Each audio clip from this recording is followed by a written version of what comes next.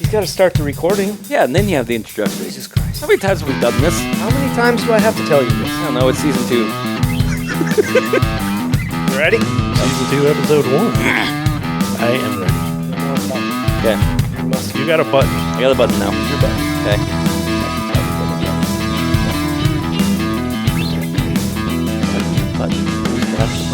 Okay. Here we go. Thanks, everybody, for listening to Untitled Car Project. All you car project enthusiasts out there. Thanks for joining in. Show 38, Season 2. Woo! Episode 1, 2025. We made it. Yay. Sort of. 2025. Kind of made it. I'm Rob Spring.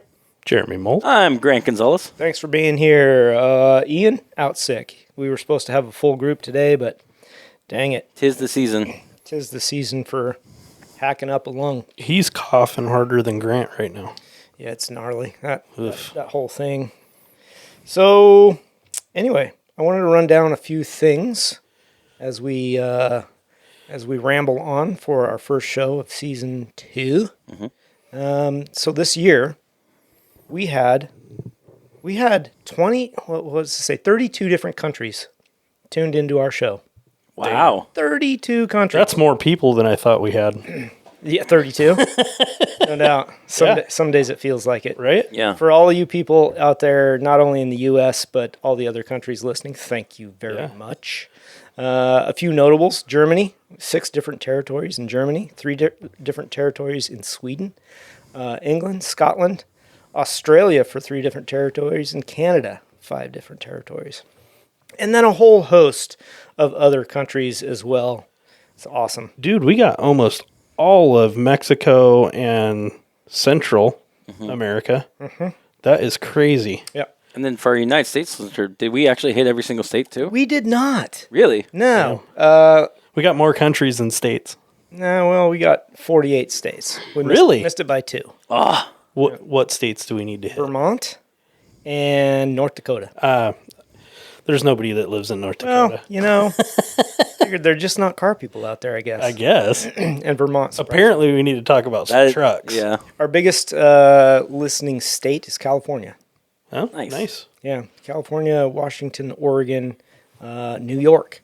Yeah, we did. Really? We did start out pretty strong on the East Coast for some reason. Yeah, we've got a pretty good following on the East Coast. Thanks, guys, for that. Texas is pretty big. Nice. Yeah. Texas is always big. Texas is big. They always do things big. Everything's bigger in Texas. Yeah, that's what I hear. That's what I hear. That's why I can't live there. Dude, the women are beautiful in Texas. There's truth to that. Yeah. I'm also beautiful there without my shirt on. Are you? No, you're not. You would get sunburned Speaking of- there. It'd be speaking of 10 Texas. minutes in. Well, in summertime for sure. Right? I wanted to go to C10 Nationals this year in Texas. Oh yeah, that is in Texas. It is. Well, there's one in Vegas as well, so I'll probably end up going to that because the C10 Nationals runs up against one of our events in May. Okay. So it's conflicting, and since I run the event, I cannot miss it. Okay. But that also means by going Kind to of bummed. Yeah. it also means by going to Texas, you can see the Chad. The Chad. Well, I know Yeah. that Chad was going to be there, and I was like, oh, cool, I'll go to that. That'd be cool. Well, now I can't go. So, yeah, we're going to talk a little bit about some of the upcoming events for this year, what we want to do, I'm starting to put stuff on my calendar. I mean, it's January. Should probably do that. Make plans for stuff. Yeah. But yeah, now I'm finding out what is conflicting and I can't do. Yeah. Well, I think it's important for like every car guy. At the beginning of the year, it's good to have a list of that because you can dial down or dial up your projects and see what kind of goals and timelines you got to set for. You know, whether it's racing or building or whatever, right? Yeah, for sure. Yeah, you got to have that calendar for lack of, whether it's a timeline you're setting or calendar or however you're making those goals. It's just like our good friend Jimmy tearing apart his Corvette. Woo! Yeah, buddy. They were going to wait till the last minute. to Jimmy tear and that- Dad. Yeah. Derek and Don. Calling you guys out. They were going to wait till the last minute to tear that out. And then they discovered they needed a whole new torque tube. It's a good thing they didn't wait. Yeah. Oh, he pulled that apart and it looked like soup. Oh my gosh, it was bad. Chunky soup. I'm honestly surprised it made it through the last event. Right? Yeah. I mean, I probably wouldn't have run it making that noise, but they were like, no fucks given. Go for it. Yeah. 0 mechanical fucks given. Yeah, pretty much. Run it. It's making all kinds of racket. Nah, it's okay. Keep going. Till it doesn't move anymore. Just keep going. That's when you throw the sawdust in. I think that's just Don's attitude. He's like, fuck it. Just run it. I don't care. It's broken. It's already broken. It can't get more broken. It could have got more broken. No, it could have broke stuff along with it. Yeah. But, good for them. So along those same lines, I got a buddy that texted me the other night, and he's panicking because he wants to do autocross this year with us. Okay. And he's got a 69 Camaro, Okay. and he's like, just put an EFI on it. It's got a 502 big block in it, but it's aluminum. No kidding. I'm going to try to get him on the 22nd when you're out. Okay. And try to give him some guidance. But Some guidance? What guidance. guidance are you going to give him? well, I want to hear this. he's panicked, right? And What about driving autocross? No, he used to own a Corvette. Yeah. He's got the Camaro now, and he's been working on setting it up for autocross for years, and just put the EFI system on it. It's that friend. But it's struggling. Yeah, Brandon. Fine. We need to hook him up with John. But Yes. we've talked about Get them it tuned. that too. But we've Yeah. talked about in the past. That was the same friend that you said, don't keep modifying, just go race it. See Yes. where the Yeah. benchmark's at. That's exactly what I told him. That's fair. Mm-hmm. Yeah, I get that. He's going to need new tires and wheels for it, too. Oh wow. Oh, it's a big investment. Yeah. I mean, any kind of, if you're trying to set up for any kind of event, specific, Yeah. it's a big investment. If it differs from what you already have, I guess. Yeah. He's got really nice street tires on it. Yeah. I don't know if I would autocross with him. Sure. Really? Why not? Do you know You what mean they the are? rims are nice, or do you mean the No, I mean, Oh my God, wheels are tires? the wheels and are rims. yeah, the wheel setup with the tires on it. I think he probably needs a better tire, Okay. and I don't know if I'd run the street wheels. Okay, but why? Potential damage, or Yeah, damn it, they're nice, Okay. and I think I would keep them nice. For Is the you street. running oversized, like blingy street stuff, or is it? No, they look like Kragers. Okay. Well, yeah, but are they 18s? No, Original 15 sizes. Rubber bands are on the wheel. They're Right. not. That's a good question. I think they are rubber bands. Oh, Yeah. Okay, so he's running They're- oversized wheels with Yeah. low pros. But I think he's also got oversized brakes, and it's got a Corvette front end under it. So Corvette front end will fit under a 69, or was that full custom? I think it was pretty custom. Huh. We'll get him on and talk. I think to it him. would have to be. Yeah, I'm no, looking that forward to sounds that. good. That sounds good. A lot to dig into there, I guess. So this last week, did you guys see AutoZone's closing? Yes. What? Yeah. So I know the. Are you not following the text chat No, at no. all? Hang on. Seriously? No, the other one's a closing. The one I told you guys about, which was Advanced Autoparts is closing. Oh, did I say the wrong one? I may Okay, have. okay. Oh, yeah. yeah. I That My bad. Sorry, AutoZone. That's the one. Okay, okay. Yeah, That's the one. Advanced Auto- Oh, it's that one. Okay, yeah, Right. completely different stories. I saw that was closed. I meant to text in the chat because it was there, and then Jeremy posted that, and I'm like, Yeah. oh, guess I Yeah. need to text about that. Yeah. All right. So anyway, auto parts store closing, That was shocking. and 90% off of everything. oh yeah, I mean they probably don't have shit left, but I don't know, man. did. anyway, there's one out in the town that I live in. I did not stop by. It's like, but that's not my thing either. Just to go scrounge through Stand shit. in line. Nah, they didn't really have any lines. Really? Yeah. Not, Oh, dude. So, I've been hearing people standing in line for 45 minutes to 3 hours. Yeah, it's definitely not my thing. I went there the week before Christmas, or week of Christmas, so like 23rd, 22nd. And that's on. And the only reason I did was because I was fixing a friend's car and had to go to 5 different auto stores. We'll get to that in a minute. But when I went in there, they still had probably, I'd say, like 60% of their stuff. But it said 90, 80% off stuff. But when you got inside, a lot of things said 30% off. Like they had a variety of how. It probably said Yeah. up to 90% Yeah. or something. But it was still impressive to be like, you can get a cold air intake here for 30% off and all these oil filters. Yeah. There's probably some random goodies that you could pick up that you could use, you know. But I would say a lot of the random stuff, Yeah. whether it's oil or shop towels or whatever, Yeah, that stuff's probably gone. I would think so. I would think that would go first. Yeah. Something everybody can Tools? use, no matter what your car You is. still have tools?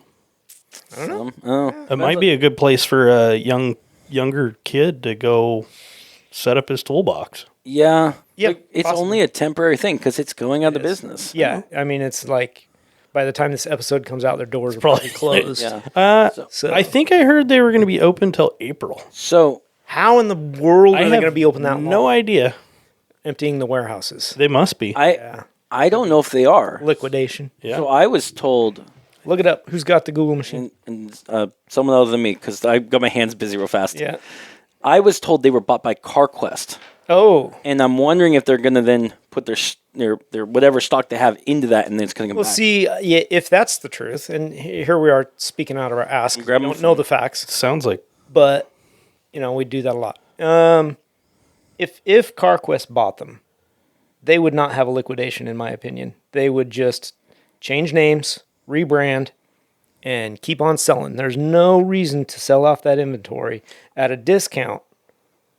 This one says on CarQuest Wikipedia, it says CarQuest is a corporation in America, the automotive parts distributor network that was sold and currently owned and operated by Vance Auto Parts. Oh, so I guess it's the other way around. Yeah, it's the other way around. So Yeah, they're both wow. going out of business. Yeah. Holy shit. Because I thought CarQuest was doing pretty good. That's interesting. So that brings up the whole reason I wanted to bring it up. Like, what causes a corporation of that size in auto parts, which automotive industry is pretty healthy, you know, a 10 zillion cars out there. What causes a corporation like that to go out of business? Are we looking at too much online spending? People are ordering their shit specialty online. Are we oversaturated for auto parts stores? You know what? And this is purely speculation because Yeah. I don't know shit about it. Do you mind if I put my 2 cents on that? I was hoping you would. Okay. I think it's a variety of things, personally. And I think it comes down to the first thing is no matter if you go into an auto parts store or big parts store, I would argue and say 90% of those parts we found at the next store and found at the next store and sort of the next store. Absolutely, I would know. 100% agree. And then on top of that, all that can be found online. So you're saying, which was one of my speculative reasonings, right? Yeah. Too many auto parts stores. I feel like the ability to grab something go, especially as a car guy, when you need it, is good to have. Agreed. I think too many locations together could be a saturation. Yes. But I think it also comes down to, because of the economy's going over the last several years, Yep. the dollar amount. Because why would you go to, say, a Napa and pay $20 when you go to O'Reilly's and get it for $13, and go to 100%. Amazon and get it for Right. $10? Agreed. so. You know? That is the good thing about, like, just up the road here. It's right there. I had an AutoZone, Advanced Auto, Yep. Napa, O'Reilly's. All of those were right there. I have all of those in my little town as well. Right. Like, Yeah. And that's a small town that I live in, and there's 5 auto parts Yeah. stores. Yeah. And honestly, I think it's perfect. Because for the consumer, Yep. me, Yep. that, 5 auto parts store right there in a small area, they're going to compete for the sales. For sure. Pricing. Yeah. Right. For sure. Overhead's still high for Yeah. each of those places. But with 5 in a small town, you're not selling to too many people, Right. No. right? There's a lot fewer do-it-yourselfers anymore as well, so that kind of brings it down. Yep. So I just kind of wonder about those kind of things. Like, yeah, So I don't know. I got a question for you. Bring it. Do you have the big apps? Napa, AutoZone, O'Reilly's. Yes. Do you go on and look at all 3 of them when you look for the same part? Yes. Of course I do. And then you go to 'Cause the I- cheapest one. No, well, if multiples have the part, then yes, I would do that. I look for the one that's going to have the part, Right. and probably 85% of the time they don't have it. Right. Yeah. And Really? Yes. For your Ford or for the Corvette? Corvettes. Yeah. Well, Okay. and then it comes down to the other thing is if you go to the store and they don't have it, they're like, "Oh, would you like just to have us order it to the store?" No, so here's what I do Yeah. with the apps, and this goes for my Ford too, because surprisingly, they don't carry the oil filter. Nobody freaking has it. I have to order it every freaking time. It's the dumbest thing. I'm like, look at your market. I live out in the freaking woods. Everybody's got an F-250 or F-350. Yeah. There's a Ford dealership across the damn street. and they don't carry an F350 oil filter. The dealership doesn't? No, the O'Reilly's. Oh, O'Reilly. Or Napa, or any of them. Right. Right? Drives me crazy. Beside the point. I will go on the app. I will look at their inventory. If they have it, cool. I'll stop by. I'll get it. If they don't, it's usually either O'Reilly or Napa can get it same day or next day. I will just order it on the app, then I'll stop in and pick it up the next day. Yeah.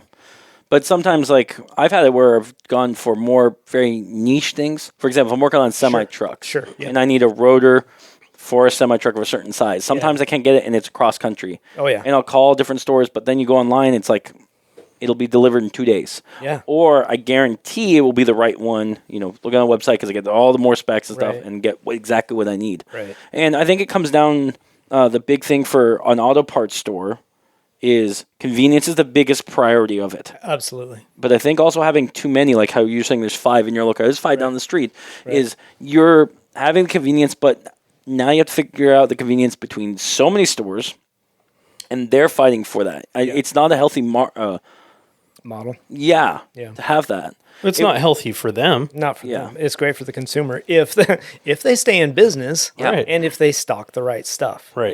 Yeah. Are they paying attention to their market? Like I'm saying, I can't get a Ford oil filter, dumbest thing in the world, because they're everywhere out there. Why can't I We got go in and 3 buy? of them in the freaking cul-de-sac right now. But Yeah. Yeah. Well, that's what I'm saying. That those auto parts stores, none of them in my town carry that filter. Drives me insane. Just look in the parking lot. Fuck sakes, guys. I mean, seriously. Right. well, They got You should cameras. have 10 on the freaking shelf. do you Right. feel like then more a local auto parts store should be taking more customer surveys? So I used to work in auto parts, Yeah. actually, when I was Okay. young. And their point of sale systems keep track of what they sell. Okay. So the whole point is the salespeople that resupply their stock, Yeah. they get those reports and they say, hey, you're selling a lot of X Yeah. for this type of vehicle. That's what you should stock. Yeah. They have that information. But- They don't need to do sales surveys. But that is what they're selling. Now, if they don't have the filters because no one's buying them, But they are, I they mean, want them, are they going to keep track of what they didn't sell? Or so customers when will walk out. every time I have to order it special into O'Reilly's and I Yeah. go pick it up, they have that as a sale Yeah. for that part. Right. Yeah. Okay. Same with anybody else that does that But how many customers will walk out and just go find it somewhere else or order it online. or online? Yes. And then that store does not know. So that's a problem. Yeah, it is. Yeah. And that, I don't know what that problem is going to be. Order more from your stores. Yeah. You would think, Yeah. or ask them specifically to stock it. Yeah. I will buy it from you if you have it in stock. But most of the time I come in here, it's not there. Yeah. Can you stock these? Show, And sometimes, if they're good management, they will do it. yeah. It also surprised me how much auto parts stores, even on varying size, carries the amount of parts they do for as wide as variety of cars they do. It's a problem. Yeah, because you're right. The quantity of different model vehicles that is out there for them to be able to stock all that is poof. It's insane. Yeah. And I get it where some Overhead folks say we could have it later on the day because they'll have, most places have giant warehouses Right. locally where they can be like, okay, this is where most of them are. And Right. they'll have roughly in a store like most of your generic stuff. But still, that's a lot of real estate to actually fill up with that. And then keeping up with every new year, every new model that's come out. And then Yep. old stock of stuff. Like how long until they say, it's the 90s, no one's buying his cars anymore, don't need to make them anymore. Or 80s stuff. Like I know it's, my opinion, it's harder to get 80s parts cars, anything for that. And I remember they used to be everywhere, right? Yeah. No, I think you're right. And, that's again looking at their sales reports and that kind of stuff and deciding, hey, we haven't moved these particular part numbers in whatever their terms are. They could be looking at 6, 8, 10, 12 months. Yeah.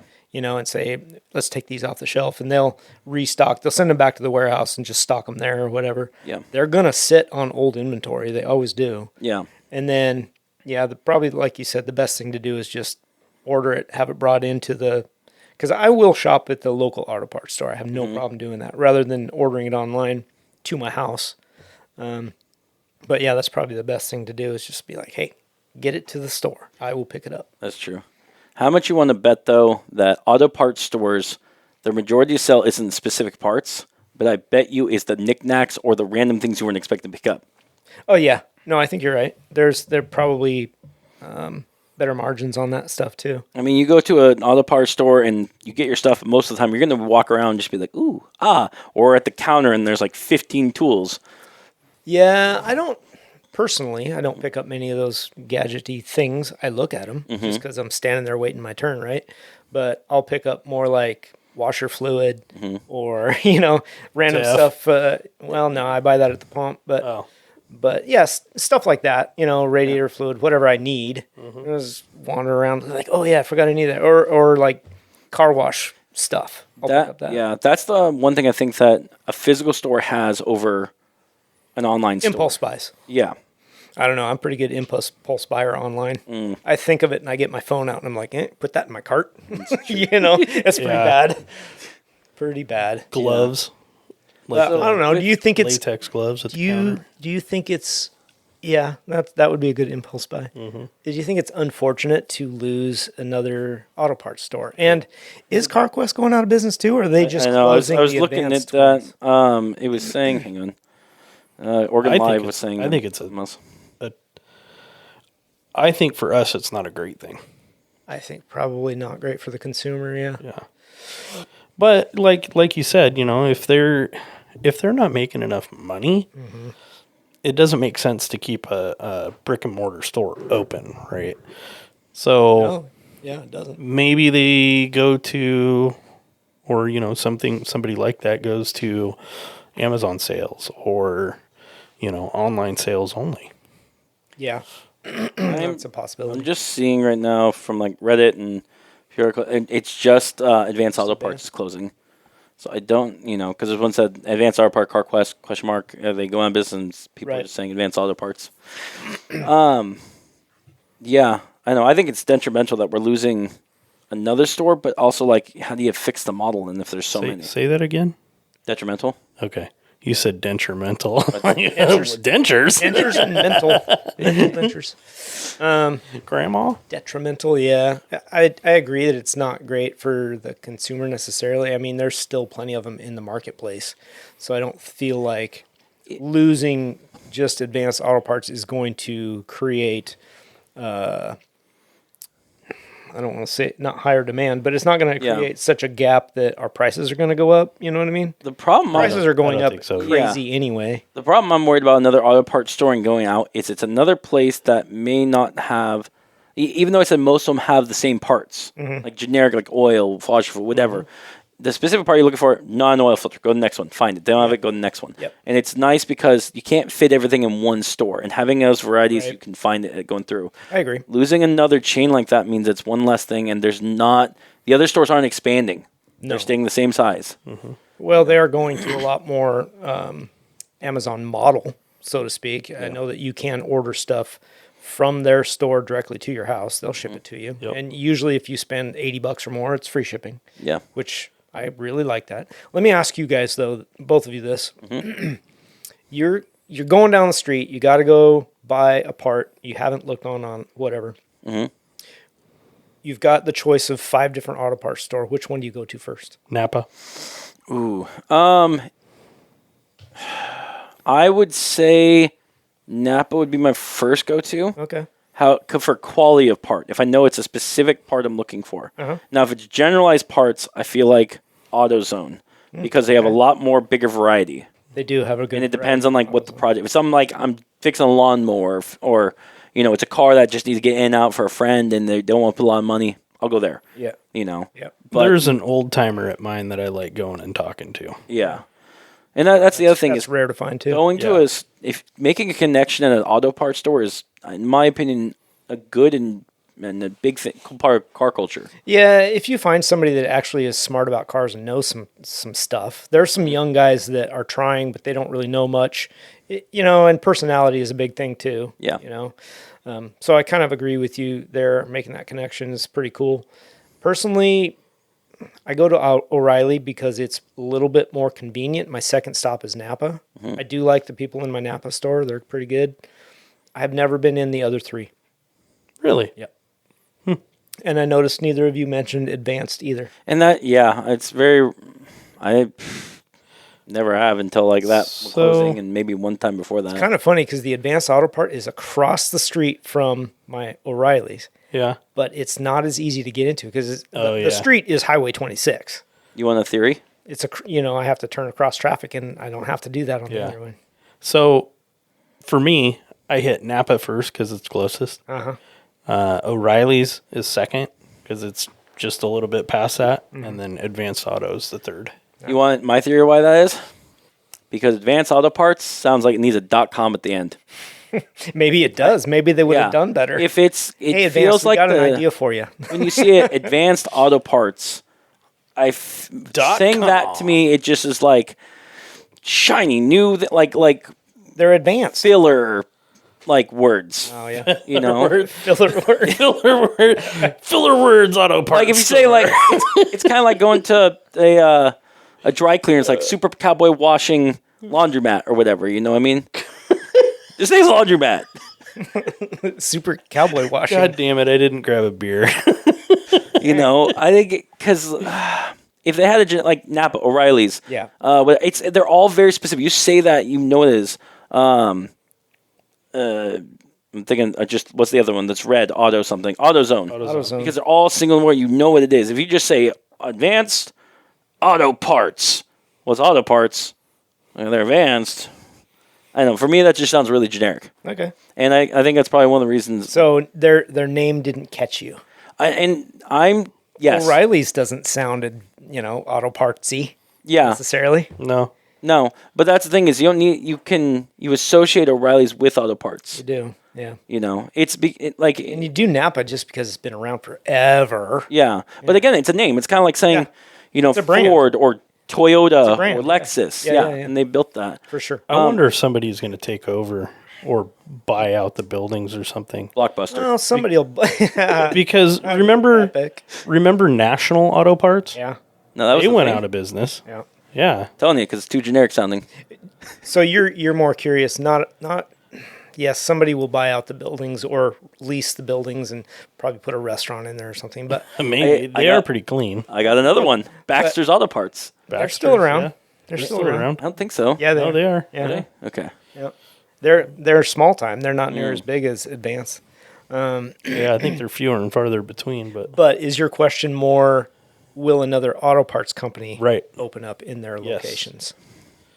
because they have Possibly. Somebody new? CarQuest. Summit? Can we get Summit to open Summit, up some yeah. locations? That'd be kind of sick. Yeah, Well, Summit, I think, is a little bit tougher nowadays because, like, Summit is for mostly muscle car, right? It is performance, really. Yeah. performance cars. And I don't know. I wouldn't classify it strictly muscle car because I Okay. do believe they sell a lot of JDM performance stuff. Okay. I would love to see a performance car place buy them out. Well, it'd be epic, but Right. I would bet they would have a hard profitable. time. They would have a hard time keeping the doors open Because- with overhead and that Yeah. kind of The stuff. problem about building a performance auto parts store is you have to know what your consumer base in that area is going to buy. Exactly. There is no point to set up a performance car shop of JDM stuff when you're trying to sell to off-road guys in the middle of the woods. Yep. And they're Well, building. yeah, no, I agree with that. But It'd be like super hard. up the street here, Yeah. probably wouldn't make sense to have a 4x4 shop. Might make sense to have a There actually is one down the performance street. JDM shop. Well, yeah, but there's only one. Yeah. There's Yeah. not a dozen I of think, them. I don't think you can open that in a large scale, right? Those are, like you said, there's one 4x4 shop within a 100-mile radius, maybe. Yeah. It's probably smaller It's probably than that. smaller than that, But still, the idea is the same, right? Because those people looking for the performance-specific parts are willing to travel to the place if they need to. Yep. So you've got 5 part stores Yeah. in your small town. Grant, Yes. how many do we have here in Beaverton? Not including Hillsborough, just Beaverton. Just Beaverton? And I'll bet you've got multiples of the same brand. Yes. Beaverton, I think we're up to like 12. And it's mainly those big 5 or 4. I and just bet times you 2 or it's 3. more than that. Oh, we have the big 5 on TV Highway. We got or 4. We couple down. O'Reilly's, AutoZone, Napa, and CarQuest. not CarQuest. There's one more. I can't remember. Anyways, Advance. I guess Advance. They're all on TV Highway. Then we also have on or Cedar Hills Crossing. Same ones are over there, and then they're just scattered a little bit throughout Beaverton. And then you've got the Napa right downtown. Pretty heavy market saturation. Right. Yeah. Yeah. So I would venture to guess we probably got 15 if you really started looking, Well, because you probably got some on the mom and other pop side shop. of 26, Yeah. there's like 3 more over there. But that's the thing is, there's so many that are there. It's nice because you can leave your shop or car or garage or whatever and get a part, and the convenience is there. But is that a hindrance to how many stores are competing with themselves? Yes. Now, if they're all It's bad for them. yeah. Yeah. Imagine all that inventory that Napa and O'Reilly, and they've got 3 or 4 stores each within a 15-mile or less radius. Maybe a 10-mile radius. Oh, The amount of inventory that they How have to far is carry it from here to Gresham? 20 miles? Yeah. to Gresham? Yeah, I bet you there's 25. 15 or more Napas between here and there. Oh, easily. Yeah. The one thing that I'm with all of the auto parts store going through, have you guys ever thought about like how long does oils and items and parts sit on shelves? How Because long some of do them they kind sit? How long do they sit? There is a date stamped on them. No, I get that, but I'm saying how long will a store let something sit? I don't know, but they have a 5-year shelf life. For what? Oil. Oil. Okay. Well, I know, for example, some filters and stuff don't have that because of rubber gaskets. Right. Or you have seals or whatever. They don't let it sit. From my experience, they don't let it sit that long. That's why they do inventory reviews and that kind of stuff. Like I said, Yeah. if that store hasn't moved a particular part number, a SKU, Yeah. within 6 to 8 months, they're going to review that and be like, okay, we think we're going to hold on to it for another 4 months. Let's make it a full year. If it doesn't move by then, let's ship it back. Let's get a different part number in here and try to sell So then that. what happens? It gets shipped back and does it stay Back in to the the warehouse, warehouse. or does it get sold? So once it's in their warehouse, Well, that's, yeah.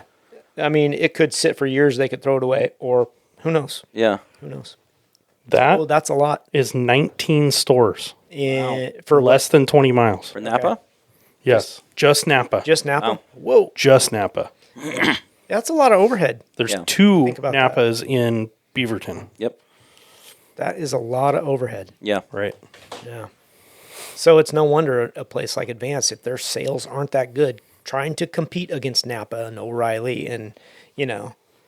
that's why those places go out of business. I will say when you have that, I guess it's going against what I was saying earlier, but having that many stores, the huge benefit is more warehouse space, meaning even if that store doesn't have it, you can direct the customer to one that's close by that has it because of the amount of actual physical locations that are. Absolutely. Yeah, they've got a lot of inventory sitting around. Plus, like Napa and O'Reilly both run trucks over the city all the time. Yes. So they will bring you a part from another store. Yes. If they don't have it in the warehouse, if they know where it's at, they can get it to you. Yeah. Yeah. Same Same radius 12. for O'Reilly. That's advanced. Oh, that's advanced. 12 stores. Wow. So 3 less stores. Yeah. Let's try O'Reilly's. I thought you said 19. Oh, yeah, maybe it was. 19. seven So less. 7 less stores. Yeah. Do you guys think there's any way that Advanced Auto Parts could have survived? Yeah, possibly. What would it, I mean, what would it take it for that? we would really have to know buddy. more about their management and that kind of stuff and what they were doing and their margins. And there's all kinds of question marks around that. We should get an owner of a franchise in here. That'd be interesting to talk to them about that. It would be. Yeah. Do you guys ever order off eBay? Like, what are some like I do online not. stores you I guys used to order do off? 19. for who? O'Reilly. Okay. Yeah. That's a lot of stores. Yeah, think about it. Just that's 3 different. Just 3 of the big 5. Right. And we're talking 2 of them had almost 40 stores. That's 50. 50 stores total Yeah. in 20. 12-mile radius. 20 mile. 20-mile 20 radius. mile radius. 50 stores. Just out 2 of- miles per mile, or 2 stores per mile. That's a bunch. That is, well, we are in a pretty heavily populated area, pretty dense population. But yeah, that's a lot. Yeah. You were saying? So online stores, how many online stores do you guys use? Like Oh, eBay, right. Amazon? So eBay, I used to do a lot of eBay stuff when I was restoring motorcycles, buy and sell both. And that was back, I guess I stopped doing that around 2016. About the time it turned into a store. Yeah, pretty much. Yeah. Yeah. I stopped shopping eBay after that completely. I just I lost trust in it. Mm-hmm. Yeah. Yeah, when it went away from the auction-based system, that's kind of when I Stopped. To hit like the buy it now, you mean? It's all buy it now, isn't it? Yeah. No, a lot. Well, you're still gonna have auctions, but a lot of it is buy it now. Oh yeah. Most of the stuff I've searched for in the last couple of years on there has not been a auction. That's too bad. I really liked it when it's auction based. I know. It was fun. I liked shopping eBay. I liked buying from individuals, not a eBay store, you know? And I sold a lot of stuff. I made a lot of money selling stuff on eBay. I really did. I paid for the restorations of those motorcycles by selling other parts. Wow. Never had to pay out of my pocket. Wow, that's awesome. Yeah, it was great. But then I lost faith in eBay. I haven't bought anything from them since. Haven't sold anything on eBay since. Yeah, for me, I use eBay a good amount of the time, but it's mainly because I do it for older vehicles, and not even just like for personal vehicles, but for company vehicles. So the vendors you buy from, are they personal or are they stores? A lot of them, I think, it depends on what I'm looking for. If it's like say for the Lambo, and I need to find brake calipers for a Fiero for a specific year. Yep. Just depends on who pops up. up. It depends on who has it, what the review on their stars are. Yeah. And I personally like it when I'm buying a part, I'd rather not have an auction. I'd rather just hit buy now or a best offer, because best offer helps a lot. Yeah, no, that's totally understandable. Do you Google that part, and then whoever pops up, that's where you go? For eBay specifically, no. No, or do you mean like what? So, like, if I need a part for the truck, Okay.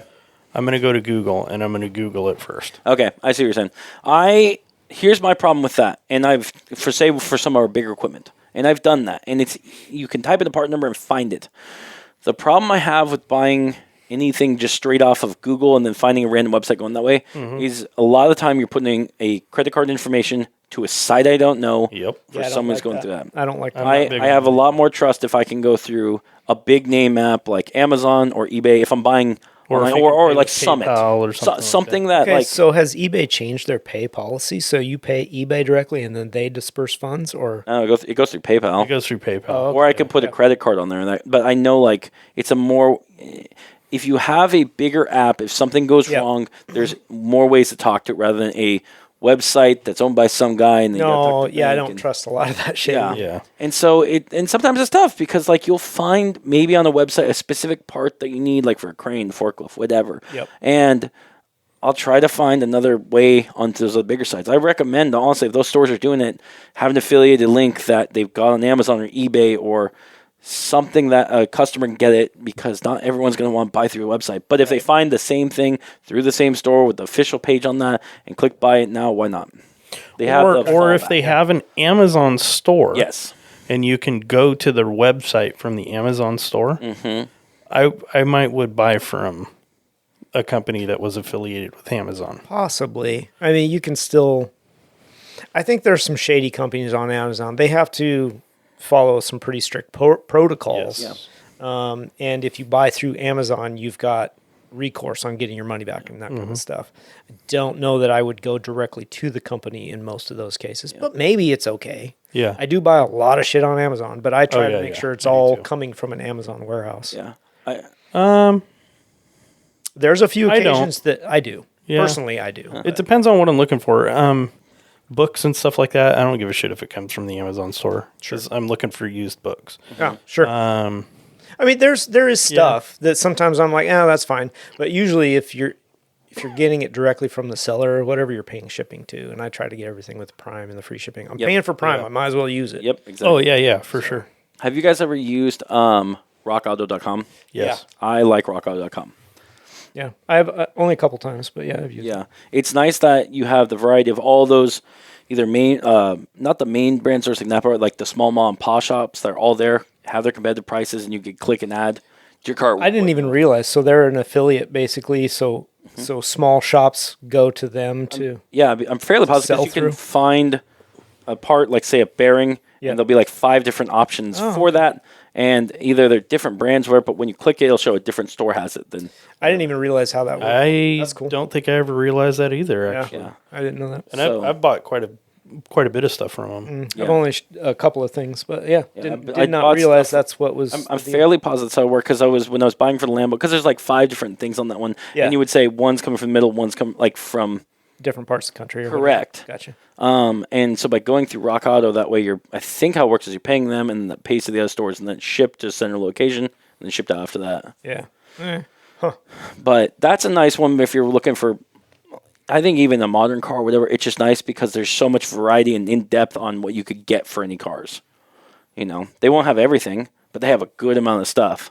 That's the thing about the internet, man. You can do some pretty deep dives. Yay. Speaking of, and this just popped in my head when you were talking about eBay, something that I am looking for that I have not found yet, because we talked about the V10, right? Yes. So the RT10 out of the truck. Yep. You can get that in an automatic. Yes. I need a flex plate Okay. from the RT10 automatic. Can't find one. Do you want to tell them why? Why you're doing that? No, I do not. I just need it. Okay. So, new or used? Don't care. Don't care. As long as it's in good shape. I mean, if it were fucked up, I don't want that. But Yeah. I'll keep my eye open. yeah, so any of the listeners out there, if you have a line on a flex plate for an RT10, now this is a V10. It's very specific. It's an 8-bolt main for a Dodge V10 motor. Yep. Flex plate. I need it. Yeah. Contact us. The closest thing I've found is a remanufactured, and it's not a flex plate. It's a pressure plate for $600 or something stupid. It'll work, but it's not what I want. It weighs a lot more than a flex plate, and I don't want that. So I'm just gonna put that out there. So Anybody knows where I can get one. And this is the funny thing too is, I mean, it's not a commonly replaced part, so it's a little bit understandable that they're hard to come by. And the car or the truck, the RT10, was not built, 3 years? It was built from 2003, I think, to 2006. Okay. Yeah, think. about 3 years. Maybe if you count those 2 years, it's 5. But, yeah, that's what I need. And like I said, it's not a part that's replaced a lot. Can it be older? 2004, 2006 is when they were produced. Oh, okay. So Yeah, 4, 5, 8.3. and 6, That's the yeah, it's only 3 RT10 years. though. What about No, that's the SRT10. SRT10? That's But the one with the Viper motor. Hold on. What about that's- the older V10? No, different motor. in the truck. As long as it's got the 8-bolt main. Okay. Yeah. So Because I would wonder if the older V10 and the 90s Dodge V10 pickups. I don't know. I don't Had the think they same had bolt the 8. pattern. I think they only had a 6. Oh. Yeah. Yeah, that would make sense. Right. yeah. I had a train of thought, and now the wheels moving. I can't think of what it was. Here we go. So I was going to say, Clicked into because place. this is one thing I want to let our listeners know, as well as you, Rob, know, and I haven't figured out how to do this, but I know you can do this. You can set up, save notifications on eBay, and I don't know whether the websites you can for if specific items become available with the word you're searching for, and it will notify you. And that's one thing you should set up is say, SRT10 Viper truck, flex plate, or whatever. Yep. And then that way, if, in a week time something comes available, you get notification, to go to see it immediately. That'd be nice. That's a good idea. It saves our listeners and us a lot of time for, Searching. Yeah. Yeah. No, I need that. I need to figure that out Yeah. for sure. All right. Well, that was just a side tangent because I thought of it. Mm-hmm. So if anybody knows of something out there, maybe a wrecked SRT10, Yeah. right? And they're dismantling, Ever, separating the motor from the tranny, and I need your flex plate. I can't believe There's got to be some wrecked ones out there, right? I'm surprised there's not new old stock of one available. No, they don't make Whereas, it. I mean, you could still find new old stock Viper crate motors, 0 miles. Yeah. I mean, they're very hard to find, but they're out there. Sure. Somebody probably still makes that flex plate. Man, I can't find it on a search for nothing. It's discontinued. Yeah. Yeah. Well, a 3-year run. 04 to 06, you said? Yeah. Do you have one? What? The flex plate? No. No, he's fine one. I need one. So, because okay, I'm going on a tangent. The original SRT10 Viper motor that was in the Viper came onto a TR6060 transmission, right? Or T56 transmission. And that was a flywheel to clutch going onto it. Yes. That same motor was built for 3 years, was put into the trucks. Those trucks came in on automatic. Yes. So even limited more run than the Vipers because Viper, Yes. Yep. continued on. So finding that very specific automatic Yep. flex plate. The flex plate. You Yep. know. That's what I need. I want. No torque converter though. Nope. Have you tried looking? Don't want it. Have you tried looking for the torque converter? And because of a used place sells them together. That's a good point. I have not. Yeah. Yeah, that's a good That thought. might be a way to look into that. Yeah. Yeah. It would suck having to get the torque converter too, but But it might be worth it. exactly. Might Yeah. be. No, that's a good thought too. Yeah. The other thing you could do is if you could find the dimensions and the teeth count, you can probably have it made. I did think of that. Yeah.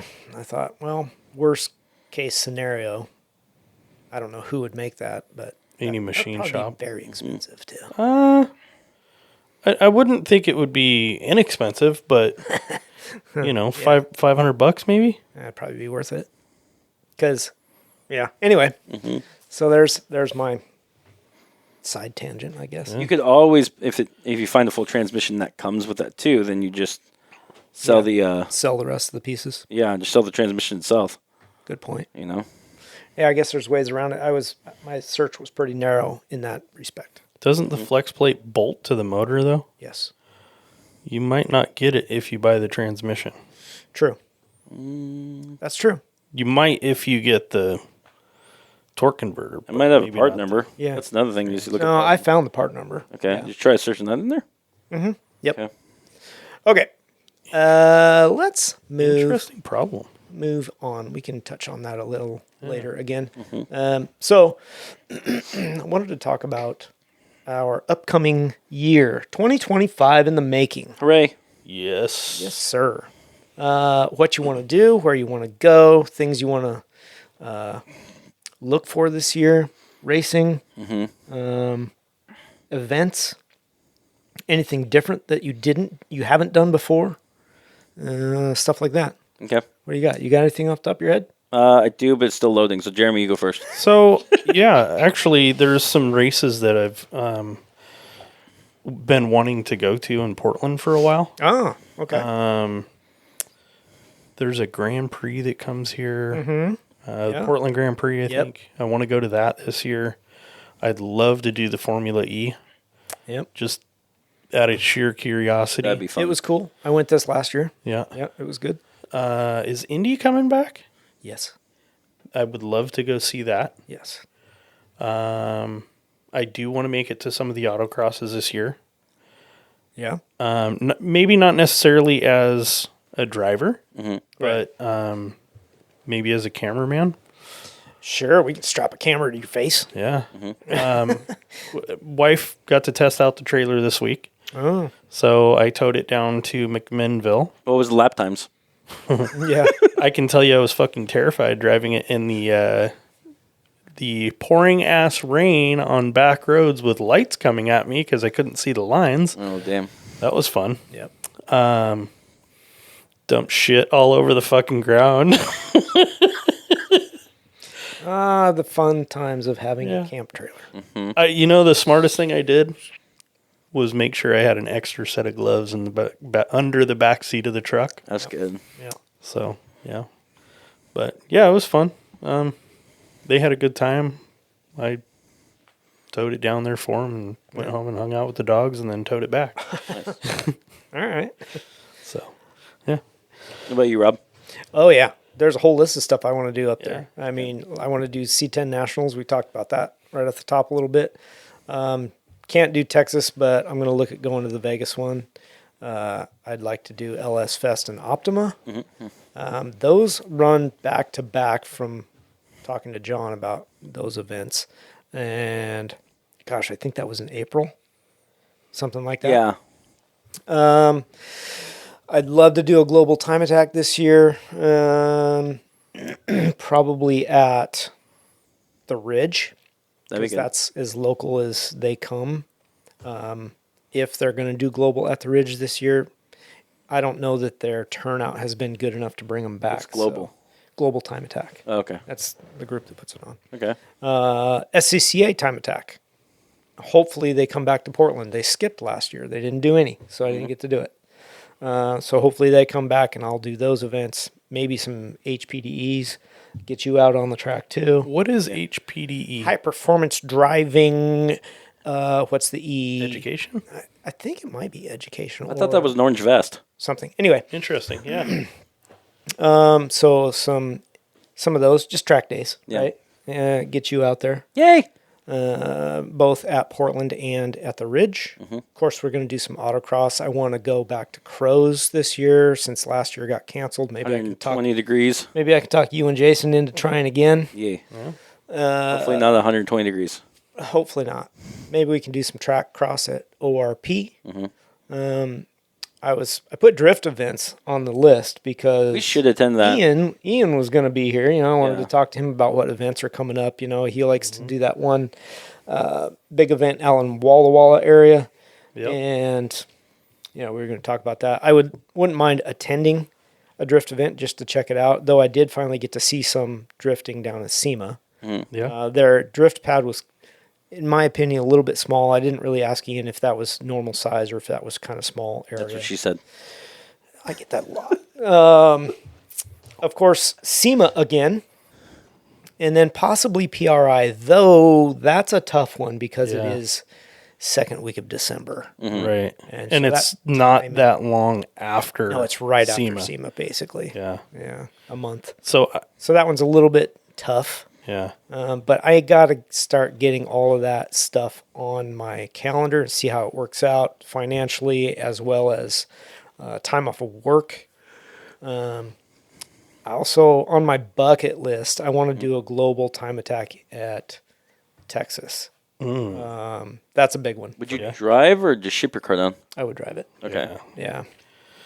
So So- and that would be at COTA, Circuit of the Americas. I just thought of three more. Okay. Hill climb. There's one in Eastern Washington, Maryhill. Mary Hill. I'd love to go see that, and I'd actually love to see would you be in the vet Oh, fuck blast that. It's intriguing, but I'm a little bit scared of it, honestly. Yeah. I feel like hill climbs, you have to have a dedicated car built for that, Caged. especially safety. Yeah, especially Yeah. that. Yeah. And I know, you take it at your own limits and you be careful and that kind of stuff. I'm sure I would do just fine. Because I wouldn't be out there trying to break records or anything like that. But I'd like to go see one before Yeah. I would be like, yeah, I really want to do it. Let's go watch one. Yeah, we put it on the calendar and see if it lines up. Oregon Trail Rally. I want to go watch that Cool. See that again too. this year. There you go. I think that would be a blast. And then the weekend before SEMA is the NHRA drags. Right. At Las Vegas Motor Speedway? Yes. Okay. Well, that's something I did this last year too that we never talked about. I went to the NASCAR races down in Phoenix after SEMA, the weekend after SEMA. Yes. I went to that, and that was a kick in the butt. It's the first NASCAR race I'd ever been to, Nice. and those guys got their shit together. Like the organizers, NASCAR, whoever puts on the event, they know what they're doing. Yeah. Oh, it's They've been so doing it a good. while. Oh yeah, absolutely. But I mean, even if you think about professional sporting events that you go to and stuff like that, sometimes they're organized, sometimes they're not. These guys got their shit together. That's a lot of people to put into a space, and it was so smooth getting in and out, and like it was really well run, well put together event. I was super impressed. Had a great time. Racing was phenomenal. I will do another NASCAR event this year, whether it's Phoenix or another one. I'd like to go to like Talladega or something, see one of the big speedways. Yeah. Yeah, I think that'd be really cool. Brickyard would be nice too. Brickyard would be awesome. Or Daytona. Yep. Yeah. So that's definitely on a list for me, whether it's this year or next year or, however it fits. Like I said, I got to look at a calendar and kind of plan out my year. Yeah. Going to be busy. Going to be really Oh, busy. yeah. For sure. Crazy. Yeah. So, The wheels were clicking over there, Grant. What do you got? got a few events on that one. Yeah. I think the big one right off the bat that I want to make this year. Last year was the first time I've ever missed ORP. For our listeners on here, ORP, when typically we say this or anyone in the local area says it, that's an autocross person, means track cross Yep. is what it is. Right. A combination of autocross on a track. I missed that last year, first time me and Liger have. I don't want to miss that again this year. That's one of my favorite events to go to. Yep. So that's one. The next events I want to go, I definitely want to hit Up Optimo. If I can get Liger in shape for that, I think that'd be a good one to hit. Here's a bummer for Optima. So talking to the guys at SEMA about Optima, we lost the Optima event in Portland. Yeah. Yeah, because the turnout wasn't enough. Not enough people came out. Yeah. So it's not financially reasonable for them to come back. Okay. I definitely want to go to some rally this year. Oregon Trail rally. That's definitely one that got in my mind. Some drift events. I've never been to a drift event, and I think it'd be amazing to go with Ian to something like that. You know, getting on the track in general, I think would be fun. I haven't done that with Liger yet, and been working to encourage that one. So main thing is getting Liger in shape, getting her ready, having me lose a couple pounds. Overrated. Yeah. And then just getting that through before your run. Oh, that makes a lot of sense. I'll let the air out of the tires too. That'll save some weight, right? Yeah. You mean you don't do that first already? So, you know, and then in terms of like some of the bigger events that are more nationally going through, I'd love to go back to SEMA. That was a major trip, but we're going. Okay. We are 100% going back to SEMA. Fine. Yay. I think a fun one would be a hill climb, but Pikes Peak. Oh yeah. If not this year, next year, I want to put that down on one to go through. That is on my list of places I want to go see. I feel like this year should be one of these big events, which is that. Another big event that might take place on that would be the Salt Flats, the speed record would be kind of cool to see. Yes. Yeah. Or going to something, this would be more my case. I would like to go to Pebble Beach. Oh, yeah. And see all the concourse. Yeah. I think something that's like, because we don't have all the time in the world to go do racing and project cars and this, but definitely setting our sights on a big thing to go to would be fun. Yep. You know, and something we have to travel to and make an event out of that. Washougal for the motocross nationals would be fun. Yeah. Overrated. My biggest thing. Yeah, it'd be fun to go watch though. Yeah. My biggest thing I plan on doing this year though is I think I may have talked about on one of our shows. I'm taking my cousin and his friend under my wing as some of my students for this year. Both for learning how to drive as well as they want to start autocrossing. So I plan on doing some more local and not as big events just to get their beaks wet and have them teach them like how to really learn their cars. Yep. Yeah. Now, who are these people? My little cousin and his friend. Oh, that's right. Okay. Yeah. My little cousin just bought a 2008 Mustang. Same as, you know, a year newer than Liger, but same body style, same everything, you know. Same motor? Same motor. He's got a 5-speed, but that's, again, what Liger had. And he's been pretty adamant. He's like, oh, what kind of wheels do you suggest? I'm like, keep it stock. Don't put anything in this car. Weird. Yeah. Learn it before you do anything to it. I'm trying to beat into his head with that car, with that style of Mustang. If you don't modify it and keep it there and modify it once you master what it is and then put in brakes, master that. Put in a sway bar, master that. You will learn that car as it evolves through, and that will set you up for any other car in the future. So much better. Yeah, I mean, I know we've preached that over and over and over again, and people don't want to do it, but understandable to a degree. But yeah, I'm 100% with you. Yeah. That's the way. In terms of his friend, I asked him if he wanted to have that same thing. Do you want to be good in overall cars? And I'm like, if so, buy either that or another Mustang. Or do you want to be very specific on good at a certain type of, whether it's like an RX-7, a Mini Cooper, an MR2? And he's leaning more towards the specific type. Like, I will help you the best I can, but when you get to the point where you're above my teachings, I'm going to find the person who knows way more about those cars, and you're going to learn from them. If that's what he wants to go through and go very specific. What car is he going with? Specific is fine, but honestly, even if you want to specialize in a certain vehicle, learning other vehicles around it and what they can do, I think helps hone you in more to like driving your own car, say it's a Miata or a CRX or whatever, front wheel drive, so that you have a wider range of knowledge, things that you want your car to be able to do, so you know how to hone it in, you know how to tune this or that. There's like, okay, this car does this and this one won't. Why? Yeah. What do I need to do to make this turn the way it should, not push so hard or this or that, Yeah. And I agree. And that's like how I agree for that style of teaching. But let's just say for his friend, that's what, and I asked him for, that's what he'd rather just hone in on one. Yeah. Focus and he's on still, he has a BMW now. I believe, but it's on Mac. He wants to get rid of it and get to a 5-speed because he does want to learn manual and get that, and he hasn't decided what car he's going to go to. Mm-hmm. And I'm like, well, if you stick with the Mustang kind of platform, even if it's not a Liger, like just a little bit older, from there you can build up and not put a lot of money into it and really learn these cars, and I'll teach you broadband. Even though like a Camaro or something like that, Yep. you know, or an 8.6. But like once you start getting into Miatas that are way more balanced, or Corvettes with more power and balance, when you get into an MR2, like they're good. All of them are good, but they're not. I don't want to say bottom of the barrel, but it's not like very rudimentary engine, brakes, suspension, and it works. Kind of. Works. You're trying to make something go fast that's very basic, you know. Yeah. And then from there you can build on up. Yeah. Cool. Mm-hmm. Got a little bit away from Events. Anyways. events. Yes. And then the other thing I want to do is once the Lamborghini is done and possibly wrapped, take it to an anime convention and see if we can be like, Fujika Urika, look, the Lamborghini, it's wrapped in Fujika Urika. And you're like, oh my gosh. There's 5 seconds of fame. I just puked in my mouth. You do that a lot. I can't tell you how many people are actually excited to gross. see that wrapped. How many of them are in the car community? Who's going to pay for it? We will find out those details later. Zero. Zero of them are in the car community. There's a few car people in there. No. Problem. No, there's not. So. I have I'm kind of on Jeremy's side on this one. Mm-hmm. Yeah.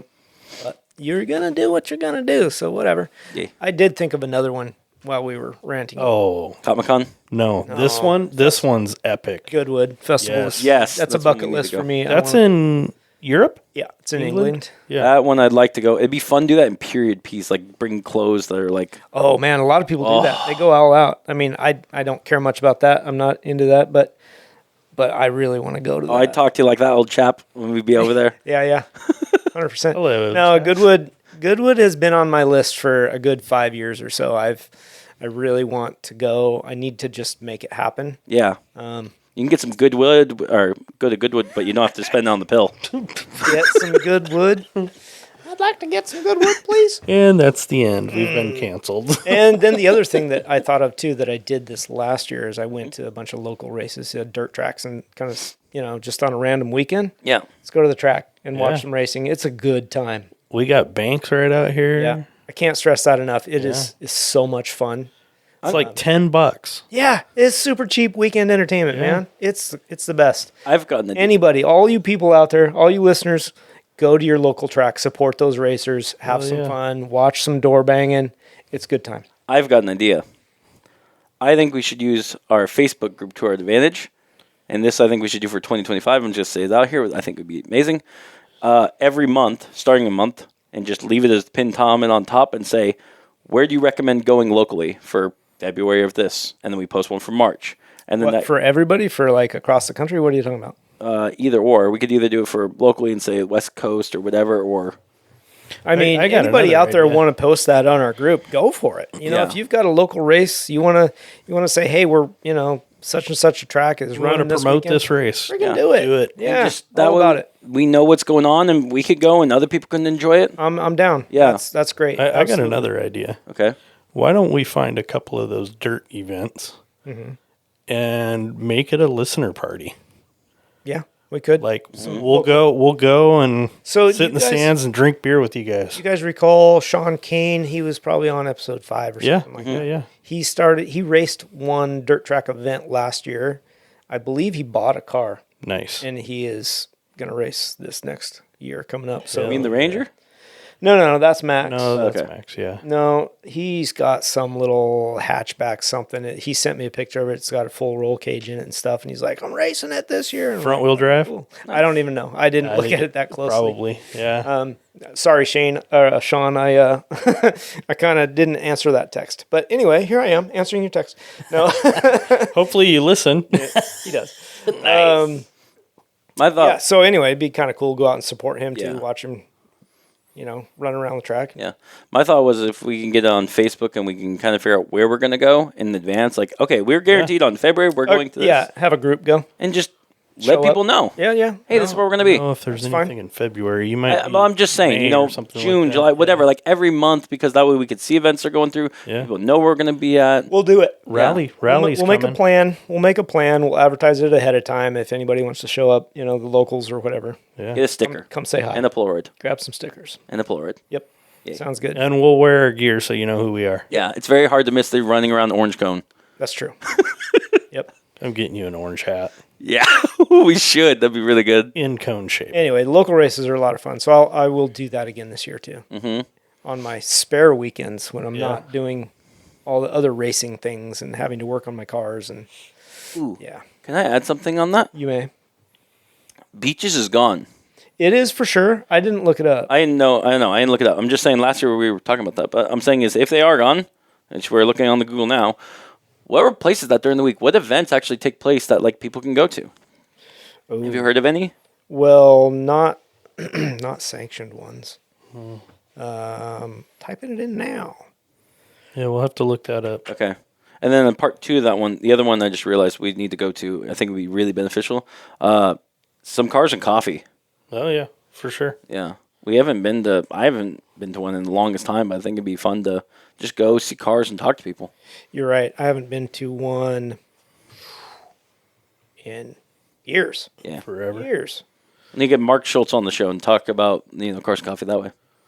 Be like, okay, this is the one we're going to. Man, this is actually harder to look up than I thought it would be. What, Goodwood? No. Okay, because if you Beaches. type that into Google, it's going to come up with some weird results. I'll try that next. I will try that Let's do it on the big screen. Whoa! next. Yeah. Never mind. Yeah. Oh, wait. Yeah, If I'm Beaches- totally if down Beaches- for the local thing. Is still going on, and they didn't and end up not canceling it last year. Mm-hmm. That is definitely one thing we need to be going to more this year. Yeah, we need to hit it a couple of times Yeah, more. that was a fun event. It was good. Yep. Shoot. Man, the Google is not being my friend right now. Okay. All right. Well, I'll pull up. Do you mind? We're at the beginning of season 2. Can I ask real quick? You can always ask. What was your guys' like out of all the episodes we've done so far? Is there a highlight for last season that really stuck out to you? Ooh. Oh man. Or an episode that like you recommend everyone because you just really like hearing it and whatnot? Like I got one for me. Honestly, I think the Josh episode, the first one, Mm-hmm. was really good. If you're gonna start listening to this show, I would probably start with that one. I'd agree. Um, I feel like it's when we got our bearings kind of set. yeah, I don't. It was only the third episode. yeah, it was only the third one. I really liked that episode though. I actually went back and listened to it again. Oh, okay. You're the one. What one was Derek on? Um, I'd have to look. Jimmy's been on a few of them, Yeah, the first one that was Derek episode was on was pretty 9. good. I think. yeah, maybe. That was a good one. I can't find anything on Beaches? beaches We cruising. will update our listeners to that. Yeah, we'll have Is to it figure Mark? that out. What about Mark you, Rob? Petronas? Patronus. That was a good one. Yeah. Yeah, I was kind of thinking about that after you said it. Shoot, I don't know. I mean, I've enjoyed some of them more than others. I don't know that I have a super highlight favorite one. Mm-hmm. And I would probably have to look at like a list of the episodes to be able to answer that, honestly. I think for me, the one that really sticks out, which I recommend a lot of people, is the one where you and me did, Rob. Mm-hmm. And we talked about like setting goals and getting car projects done and stuff. That was a big episode, I think, and it was very informative. And I've heard a lot of people listen to that, and they thought it was. Yeah, I remember that. That was decent. Yeah. Any of them with blanking Derek. Oh, I love that man. Those are always fun episodes. Jimmy. Yay. I thought Jason Bromberger's episode was really good. Jason's, That was a good yeah. one. And we need to get back on because he was going to give us an update on a few things, wasn't he? Well, we were going to go down the path of electric Yeah. because he is heavily involved in that industry. And we need to get him back on. So, if you want to talk about electric stuff, then yeah, Yeah. that's We that. might know somebody that's a battery engineer. Yeah. And I think another big one that really sticks out was our SEMA episodes. SEMA, yeah. The first Chad one too was really good. Mm-hmm. That was a really good one. It's hard to pick because they were all so fun. If someone came up to you and say, "What episode would you recommend me start?" What episode would you say? I would say Josh. The Josh episode, number 3. What about you, Rob? It's like you got 5 seconds talking to someone. So what should I check out? Latest one. Yeah. Yeah. Okay. Why not? Mine would be I would say just jump in episode like 10 plus. Somewhere in the middle or you know. Yeah, I wouldn't start too far back. I think there's some good content on all of them, honestly. Mm-hmm. I do agree Derek's episode I thought was really good. And I think there is, like, when I listen back to some stuff just to critique ourselves, you know, and see how we can get better. I chuckle at some of this. I think it's pretty funny, and maybe it's more inside jokes and that kind of stuff. Yeah. But it was funny to me. Yeah. But I don't know. I will say this to our listeners. I do appreciate all the guests that have come on. Everyone, in some regard, has made an impact on us and our listeners. You know? 100%. Yeah, absolutely. Yeah. So I don't know. I would have a hard time, I guess, picking one out. I'd love to hear from you guys, though. Which ones are your favorite episodes? Which ones the highlights you? Listener, I'm talking to you. Listener, I'm talking to you. Okay. All right. Well, if you don't have any other upcoming events, I probably do. Well, do either of you have interest in going to C10 Nationals in Vegas? Vegas sucks. I hate Vegas, but it is where it is. What about F1? And it'll be at the Speedway. Isn't F1 in Vegas? F1 is after SEMA. Yeah, it's after. Yeah, true. It's a week after. It's in November. I'm kind of with you, Rob. I wouldn't want to. C10 would be fun, but I think it'd be better in Texas because Vegas. Yeah. I agree. Yeah. But the timing isn't good. Yeah, no, I get you on that one. Yeah, I don't know. There's some great stuff out there. Where in Texas is it? That is a good question because I don't remember. I looked it up, but I don't remember now. Can I make a suggestion? Here's one. No. Go.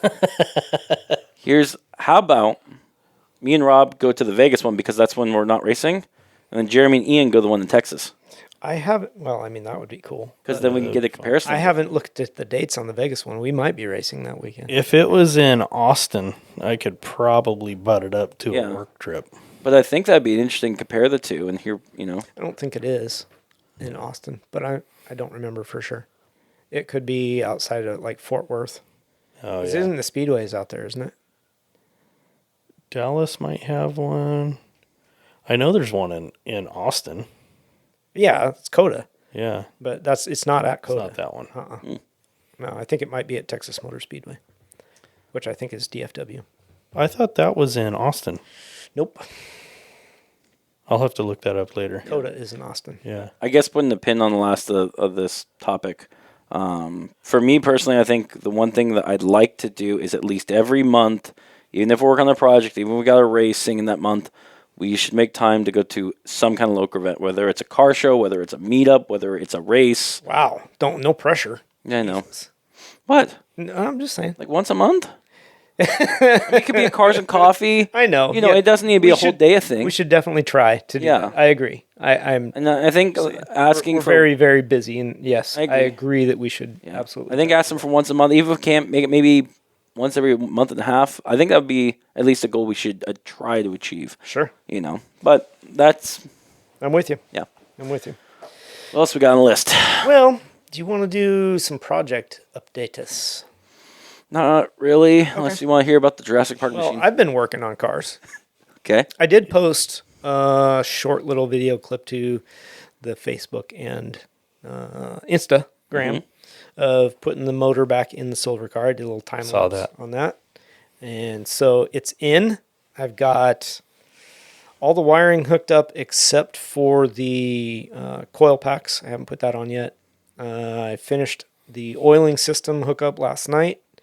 I need to mount the power steering fluid reservoir and get a belt on it, and then put the radiator in and get that all plumbed. And shoot, once the coil packs are on, it's time to put headers on, and it's nearly ready to go as far as first fire up. Yeah. I mean, the engine has been run, so it's not like it's the first fire up, but to fire it up in the car, it's pretty well ready. Did you paint the valve covers red yet? Never going to happen. Okay. That's 5 horsepower. It would drag 5 horsepower off of it. Yeah, -5. Yeah. Yeah. -5. It keeps the engine cooler when it runs. No. No. It had what, those red LS7 valve cover thingies on it. Took those off because it was just holding in heat. Yeah. Threw them right in the garbage. Yeah. Anyway, these are red. Funk. Yeah, got rid of that. So that's Fastest what I've part been going off working the on. vehicle. I've been working on that couple hours a night here and there. Actually thought it would go back together quicker. But that's my brain from when I took it apart, because I took it apart in a couple of days. And then I was like, oh, yeah, I could probably, if I'd have turned right around and put it all back together, it would have gone right back together. 8 hours, been done.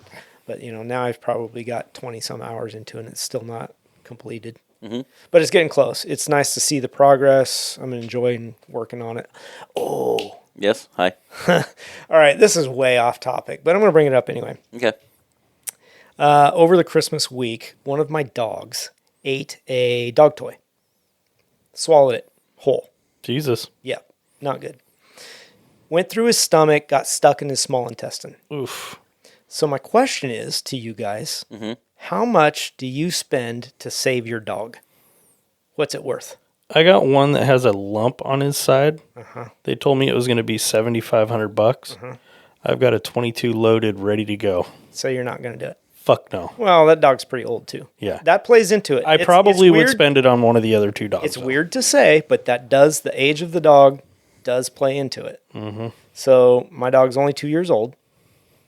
How about you, Grant? That's a tough question. It's tough because I would give anything to save my companion. But I also understand where age comes into effect, because if you think of this even from a human standpoint, you keep someone alive at 100 and something. Yeah. When it's going to give maybe a month and they're already in pain, and how much is a limit on to them? Yeah. When they sign that DNR.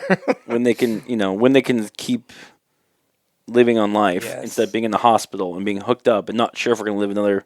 Yes. And so for me, I think it's all situational when it comes to that one. But for me, I will do anything to protect, my animals and make sure they're healthy and give them the best life they can. If I have a stroke. I mean, that's the promise you made to the pet when you adopted it. Yeah. That's the way I kind of look at it. And I have had to make that decision before to a dog that was, midlife, probably 6 years old. And at the time, I could not afford to spend thousands of dollars on an operation, and I had to put the dog down. That sucks. It's haunted me ever since, and I've sweared if I can avoid it, I will not let that happen again. Yeah. So, yeah, spend the money. It's only money. Fuck it. Yep. If say this dog was 9 years old and they only have an expected 11-year lifespan, it might have been a little different. Yeah. I'm not sure. I'd probably get an estimate and be like, how much are we talking here? Yeah. And it sucks to say that about your pet because, right now, those are my kids. They're my best friends. Yeah. Ozzy, the pit bull we had before the two we have now, he got diagnosed with cancer, and it was going to be $7,500. He was also older. Yeah. And what's the prognosis with cancer, too? Right. Because boxers, which I have one of those, they are prone to getting cancer and stuff. And I'm like, God damn it, that's going to suck. Yeah. So I didn't want to have to put him through that surgery. Yep. He also needed an ear ablation because he kept getting, ear infections and stuff like that. That was going to be $7,500.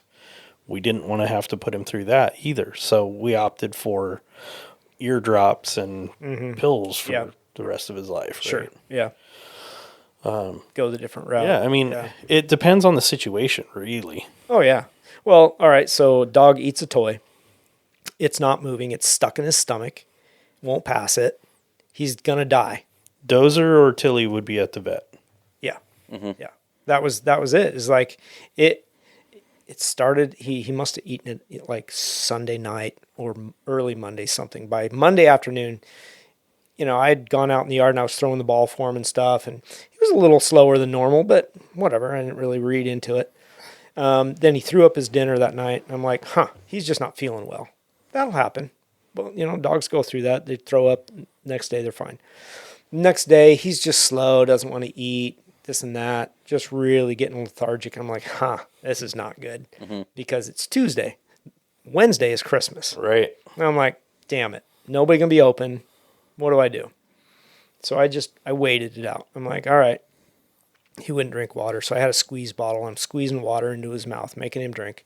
So at least he's getting some water. Make it through Christmas Day. First thing Thursday morning, I take him to the vet. And he gets x-rays and this and that. Yep, got something stuck in his stomach.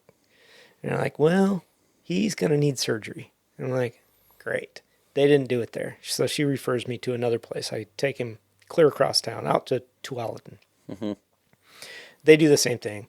Or they look at the x-rays and they're like, okay, here's what we're going to do. We'll hydrate him. We'll see if we can get it to move. Sometimes the stuff moves. If it gets into his colon, we're good to go. He'll pass it. Wouldn't move. Wouldn't you know it. So later Thursday night, they're like, yeah, it's not moving. It's been like 8 hours. We're going to have to operate. All right, well, it's what it is. So, yeah, they operated on him, got the thing out, intubated him. He threw up, got fluid in his lungs. Now he's got pneumonia. It's going great. Jesus. So he came home, yesterday? Day before yesterday. He's all gurgly, blowing blood snot all over everything. I just steam cleaned all the carpets and all the furniture, and now he's messing everything up again.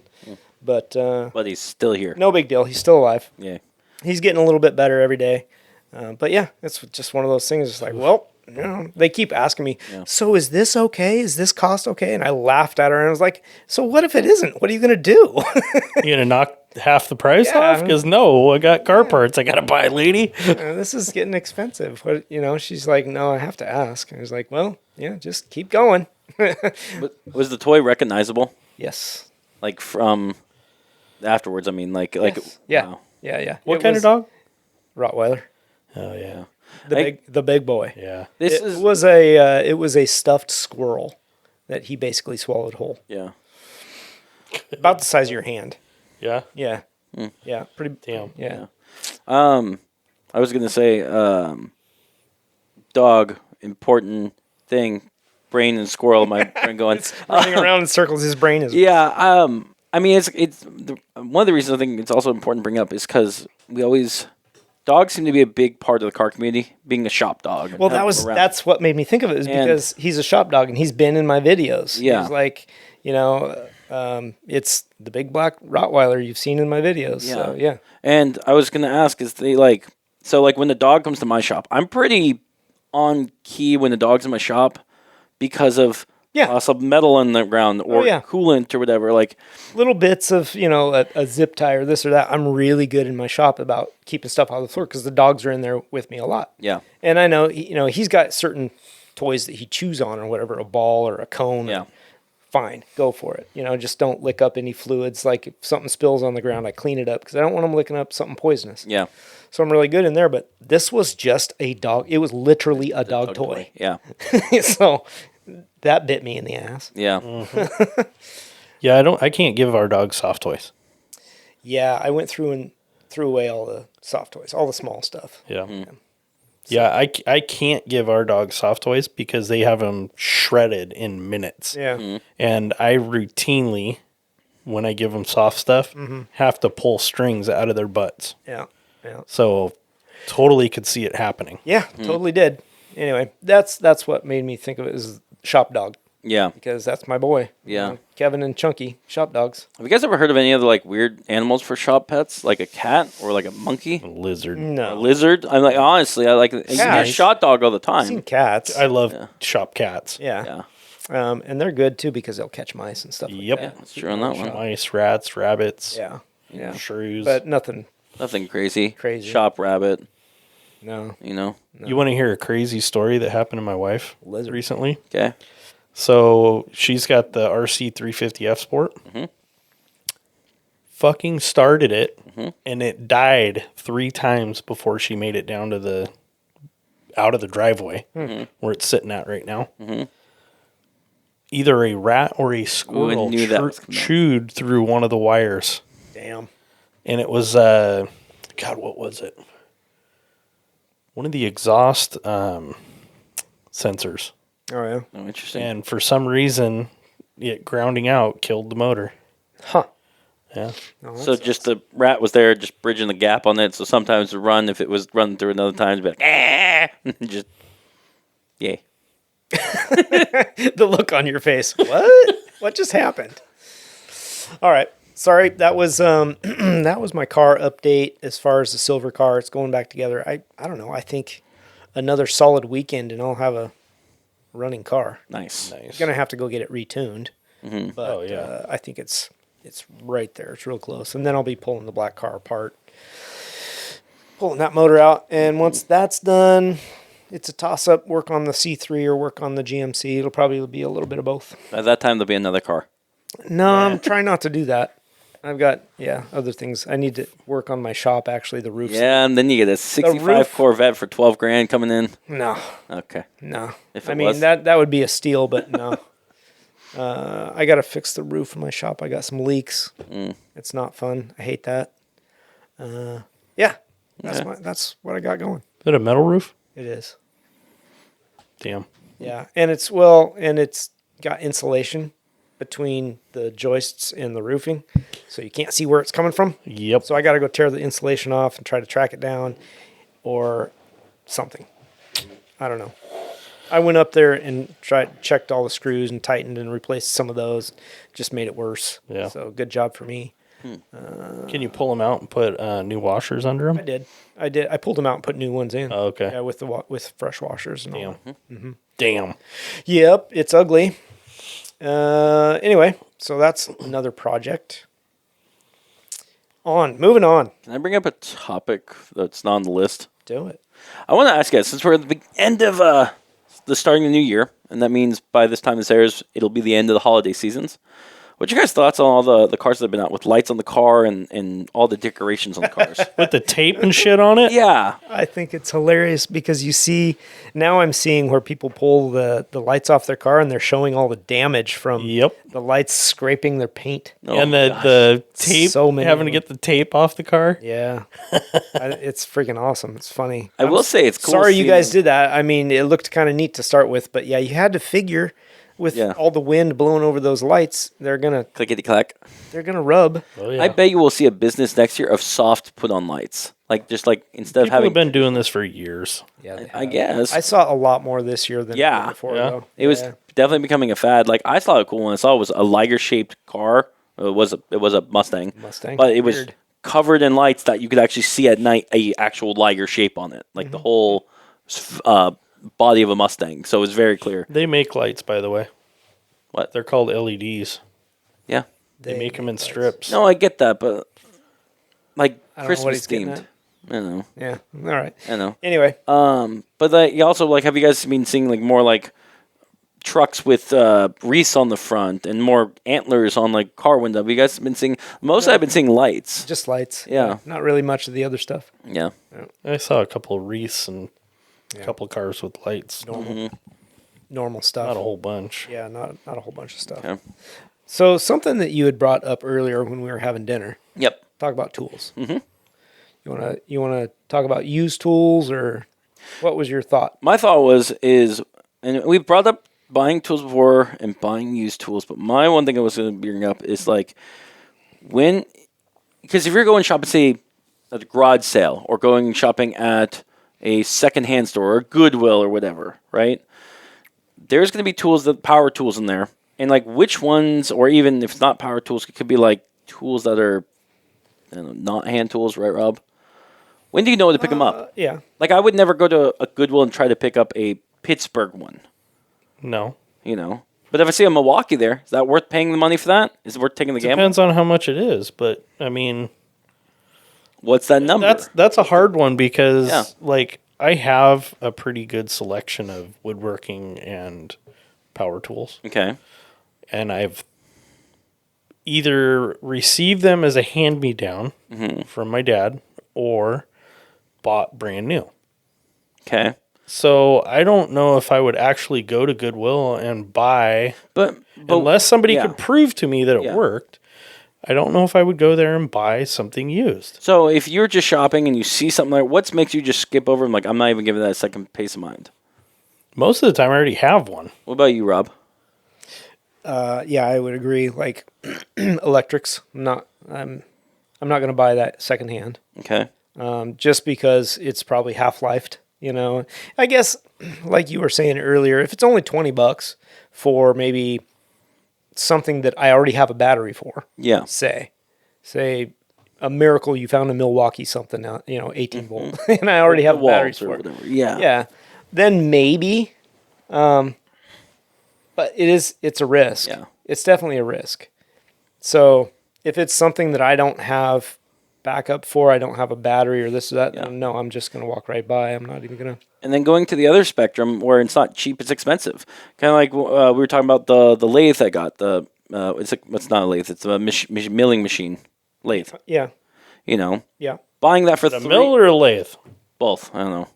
Regardless, something Oh, big. it's that one tool. Yeah. It is. What I'm saying is, when you're buying on the opposite end, something big, something that's $300, $1,000, that's used, and not like it's a garage sale, but it's when do you say yes, that's worth the risk to pick it up? If you're looking at a Bridgeport milling machine from the 50s, and like I said, if it still runs, that's a good milling machine. But if you can't test it, If I can't test it, I'm not buying it. yeah.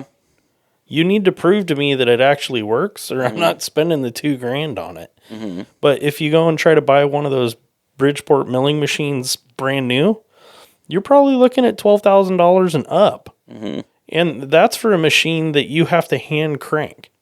Like, if it's actually got a feed display. on it, Yeah. those are more. So, I mean, if you can find one that's got the feed and all that stuff on it, and it's from the 1950s, Yeah. that's a good machine. Okay. As long as they can prove that it works. Okay. I I mean- agree. If you can test it, that's something. Yeah, and you can rebuild the motors and stuff on it. Especially electrics when we're not talking about battery powered. Yeah. Because you can plug it in and be like, okay, yes, it does work. I'm satisfied about it. Yeah. Yeah.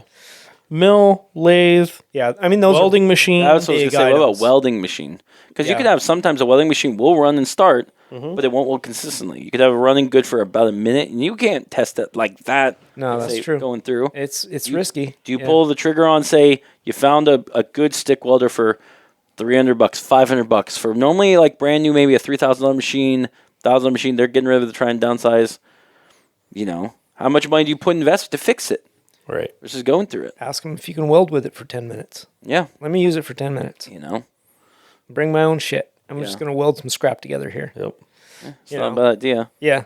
I mean, if you have that opportunity, then, But if not, let's Try it just say because bigger stuff you find, for example, at a lot of these auction say sites. it's $1,000 machine. Okay. Okay. And they're asking $300 for it. Yeah. You can plug it in. It does turn on. You can hear it humming, whatever, right? Yeah. But you can't necessarily go weld with it. Maybe you can strike an arc here or there. Yeah. Yeah. I mean, $300, maybe it costs you another $300 to get it fixed. Maybe it's worth it. So the main thing is But it's a hassle too. So you got to, what's your time worth? it's a time worth as well as you got to figure out what it would cost to get it running if worst case scenario happens to it. Right. I think another Now, here's a question for the guys that are married or have a girlfriend.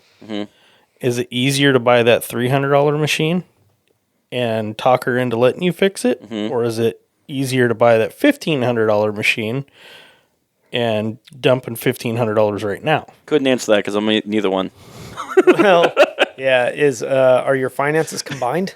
Yeah. Oh, that's an issue. Right. Yeah. So, the $300 machine might be worth I it. mean, you have to be, Yes. I guess you got to be realistic with your partners. Like, Right. How much do you really need it? What's it for? Blah, blah, blah. All that bullshit. Best advice, keep your finances separate. Yeah. Flat out. That's it. Yeah. No, honestly, that's not Yeah. a good idea. I mean, yeah. There's a lot to that one. What about precision used instruments? Whether it comes like torque wrenches or it comes to Say it's A a micrometer? snap-on torque wrench that is super cheap. Maybe you can test it and see if it breaks over properly or whatever. You're not going to know if it's calibrated, but calibration isn't that much. It might be worth buying that.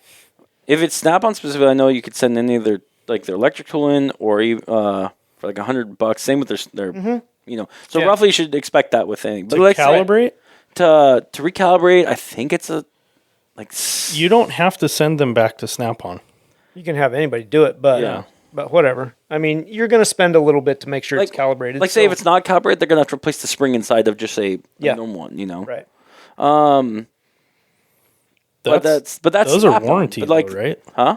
All the time. Say if you buy like a could be Craftsman torque wrench from Well, your 8 years Snap-on ago. one is, though, right? My Snap-on one, I need Is to it pay for that. lifetime calibration? I don't No. know because I don't buy Snap-on. Snap-on, I think I gotta actually check. I don't know what it is for the click style. I know it is for the electric you gotta send in, which I am. Sure. Hopefully I get them back. Anyways, I say all the tools that don't require calibration, wrenches, sockets, ratchets, buy the shit out of it. Buy it. Absolutely. Even if you already have it, buy it. At a yard because you're going to sale, need multiples. at a yard sale, or you happen upon it at a Goodwill or a pawn shop or whatever, and it's cheap, freaking buy it. I disagree with that. Yeah, good for you. And the reason I disagree with that is if you need it, sure. If it comes in a full set, you can get a set, great.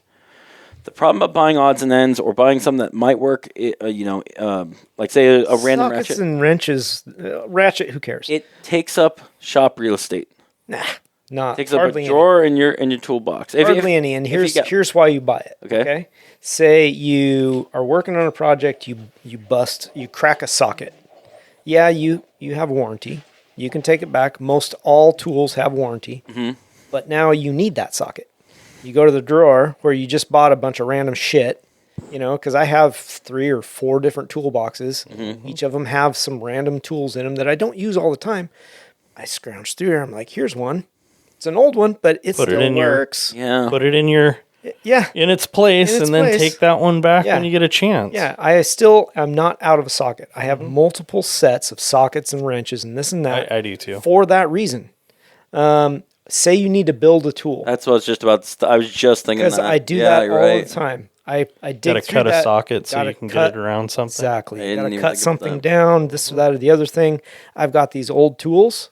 I don't feel bad about cutting that up. Nope. I didn't spend, full price on it. Yeah. It was used to begin with. Yeah. So I have spares. I have extras. I have shit that I can build stuff with. Absolutely buy that. It's cheap. It's small amount of real estate that is taken Yeah, up. and if you have to, you get a little bucket Yeah, coffee can. and drop them in there. I Something. did not think about that. That's not a bad idea. Yeah. Yeah. No, absolutely buy it. Okay. Yep. What about when it comes to battery powered stuff? Like if it comes with a battery, like is it I'm best to be like, yeah, I'm probably gonna pass. I'm out. don't even touch it? No. No, Okay. Unless you can prove it. But used batteries, Yeah, they don't last. they don't last forever. Yeah. Yeah, that one's sketchy. Yeah. I guess maybe. I mean, if you get the bare maybe tool if- with it, Agreed. Okay, so maybe in somebody's instance, they don't have any battery powered tools. Smell it before you buy it. Yeah, does it ooh, smell that's burned? a good idea. Good call. No, That's a honestly. really good call because it could turn over but not have any torque left. Yeah, so maybe they don't have any, and that would be a good way to start. It's like, well, this was at a yard sale for fairly cheap. It didn't smell burnt. Yeah. It still worked. So maybe there's a start for you, but I would still just spend it once. Bite the bullet, spend the money on the right tool, the new one if it's battery powered. And battery powered stuff, I would buy the one that's a Buy the little quality. bit better than you Yeah. think you need. Yeah, buy the quality. Otherwise, you're going to buy it again. Yep, you're gonna spend twice as much. Yep. Yeah.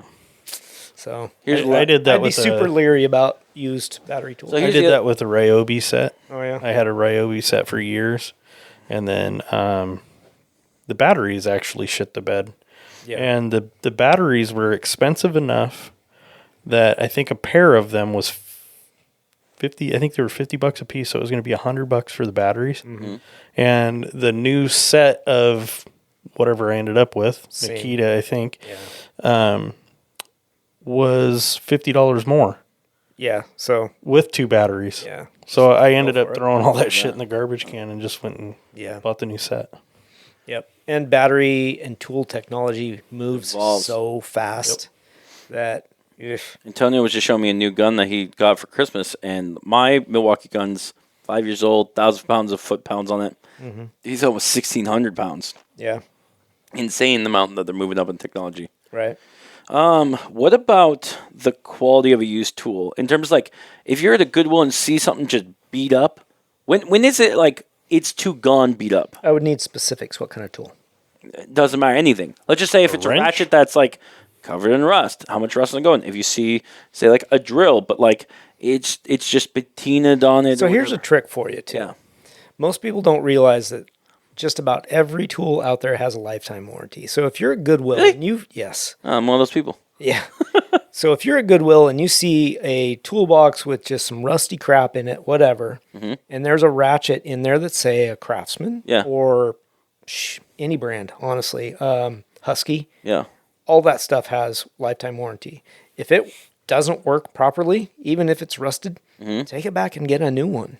You pick that thing up for pennies on the dollar.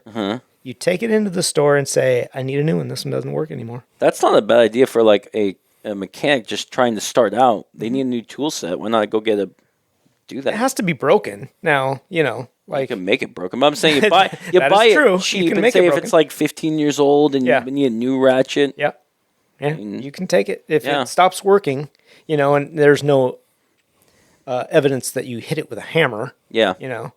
But if you left outside like it rusted, I mean, wipe the rust off. That shit comes off. yeah. Well, I'm saying you could use that to turn in for a new one. Yeah, I don't know. Yeah. I think Rust, you can't. Yeah, it has to still not works with rust on it. But anyway, that's the thing with some of those tools is they all have warranties on them. Yeah. So if you can pick them up cheap, Well, it's also nice, like say for a wrench set, sometimes a brand new wrench is better than an older wrench because the clearances are way tighter, the material's different. some. Yeah. Yeah, and especially when you're looking at off-brand Chinese stuff, this, that, or the other thing. You're right. The tolerances between your wrench teeth and whatever can be a little bit sloppy. So you got to watch out for that because you don't want to be rounding off nuts because it's supposed to be the right size, but it doesn't quite fit right. Yeah. So you got to watch out for that. What was something else just came and went? It was like my brain was channeling your brain and it just slipped a cog.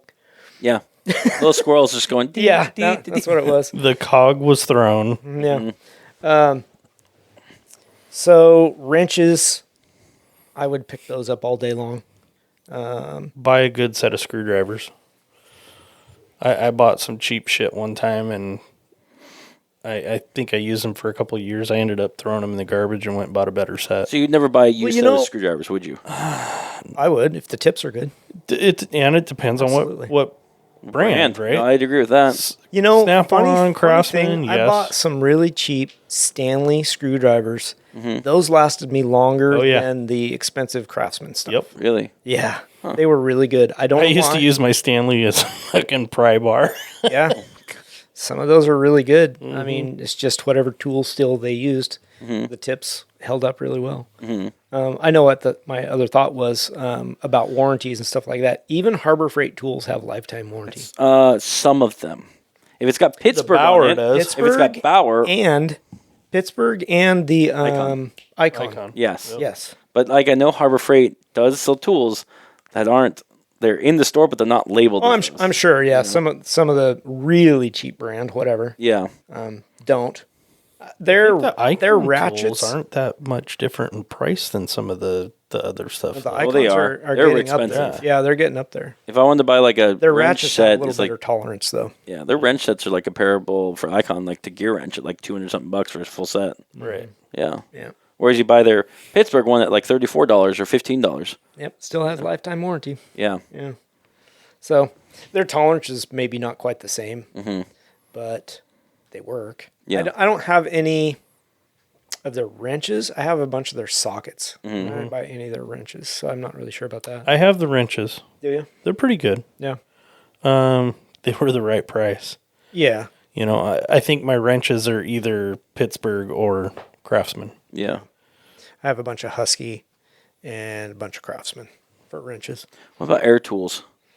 Used air tools, because I mean, if they were never looked bet. up or I'll bet you can find a lot of that stuff now with the battery tool revolution. I'll bet you can find a lot of air tools available. I bet. But like if you I've say never used them myself. if you got an impact that's used for $10 and it does a breakaway force of 500, that worth picking up? Or is that taking up space in the toolbox? What brand? Air tool? Air tool. It doesn't matter on brand. I'm just saying, like, it's a good working one that you found used. If it was a good brand, yes, I would probably pick it up. You know? Pneumatic, okay, so you've got to have certain amount of pressure, working pressure in your air compressor. And some else. And volume. Yep. Yeah, volume, and it has to be able to keep up with that. Yeah. So that's a drawback for a lot of people, especially home garages. You don't have that big of an air tank. Yeah. Mine isn't big enough.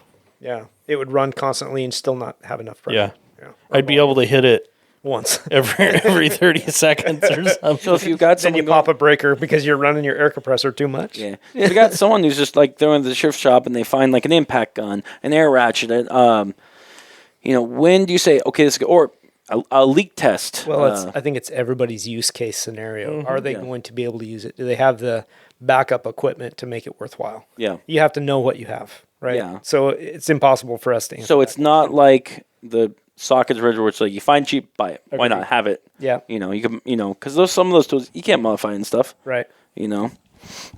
It's not the same. Yeah. You have to know what you have and how you can use it, or if you can use it. Yeah. Yeah. I don't think my air compressor is only a 25 gallon. I don't think it's big enough to run air tools. Okay.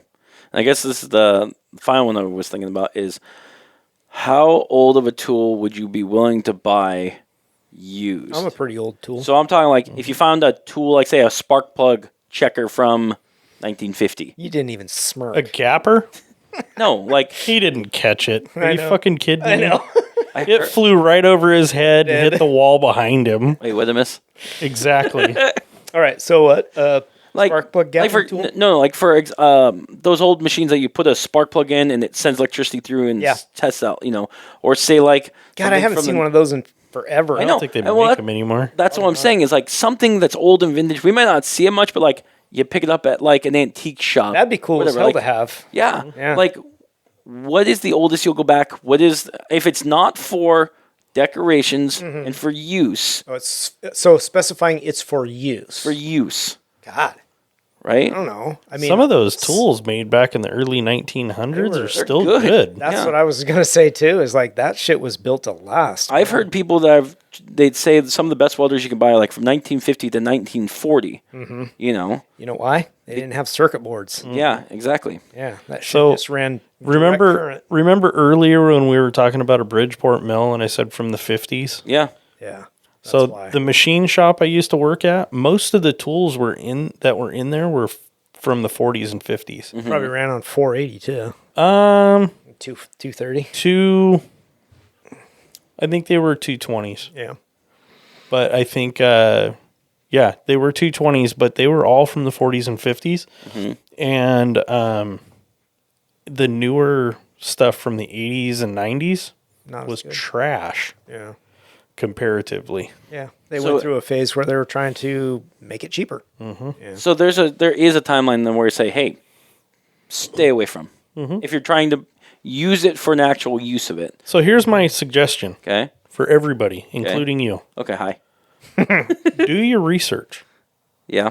Look at it. That's not always possible. Look at it and do your research. I was just going to say that too. If you're Grant. trying to buy something from the 1930s, 1920s, how do you do research on something that You're probably not going to find a whole bunch of information on the stuff from the 30s and 40s. You may find a little bit of, Well, and it depends on how much advance notice you have. Right. If you Yeah. saw it on Marketplace, then maybe you've got the time to do that. yeah. But You if do you're 20 minutes of out, research. looking through antiques and this and that, Yeah. or maybe somebody's having an estate sale, Yeah. you're standing in their One weekend shop. only. Here we go. Exactly. How many times Trying to Google it right there. No service. Google's Right. got a really cool thing. You flip Google on now and take a picture of it, and it'll tell you what it is. And that does work, they've but had not that all the for a while. time. Not all the time, but And even if it does, it might pull up a form and say, hey, look what I found. And actually not a thing that says, look at all the information about this thing. so Right. what are you buying from the 1930s that you actually need? Drill press. Okay, I know. Does it Like, turn does it on? work? Yeah. Does it work? Buy it. Yeah. Yeah. So if it works and turns over and it's something older, like you would recommend. Yeah. Okay. Does it have multiple pulleys on the top and a Mine belt? does. Mine does. It's awesome. Right. Yeah. Yeah. I haven't. Those things are fucking I awesome. don't even know. Mine's from the 70s, probably. It's pretty old, but that thing's great. Yeah. Love that thing. But when it comes to what's the goal in terms of like there's no age limit for as old the back you guys would buy for a tool. No, really. It depends on what if it it's is. in but- serviceable condition, and or even if it were broken, but I can see a way to use it and fix it or something like that, then yeah, I would say buy it. Okay. Yeah, bench grinders and stuff like that, Oh, the heck yeah. older ones, yeah. you can still buy motors for those Really? Shit, if you needed to, if you need those to. things are pretty But stout. like, if you find a good Balder bench grinder, oh yeah, pick it up. or I'm a balder, bench but I'm vise. no inch grinder. You are an inch grinder. I said bench, but you are an inch grinder. Yes. Good bench vise. Yeah. Yep. Big. That's a old, good one. absolutely. Big, like American iron. Yes. Anvil. Yeah. Yes. Great big bench vise. An Got it. anvil that's Those things are bolted awesome. to or nailed to an old piece of wood. Have you heard of Pick it anyone up. buying a modern anvil? Yes. But I they have. don't last though. No, They they don't? don't like Really? the old ones. No. The steel's They're not using the same. shit- They're mostly Same. cast, right? The new ones. I think they're cast and then milled. Okay. Yes. Interesting. Not something I've looked into. I have I have like a 12-inch I-beam that I use. Yeah. Oh, really? Yeah. Yeah. But And it probably works perfectly. it works pretty well for everything I need. Yeah. Yeah. I know. There's a guy I watch on YouTube, and I think I first saw him on Facebook, but I watch him on YouTube now.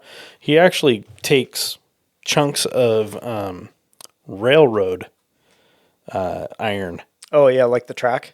track, and Yeah, yeah. turns those into anvils. Yeah. Really? Oh, that'd be great. Wow. Yeah, I could see that for sure. Interesting.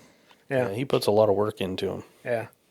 Now, I think there's still stuff that you can find, old working tools, like the heavy duty stuff that would be worth picking up if you're at an estate sale or you just happen across it wherever, There's certain things that, yeah, absolutely worth buying. Yeah. Yeah. Add it to your shop collection, maybe a press or something like that, Mm-hmm. Yeah, those things there's not a lot to go wrong with them.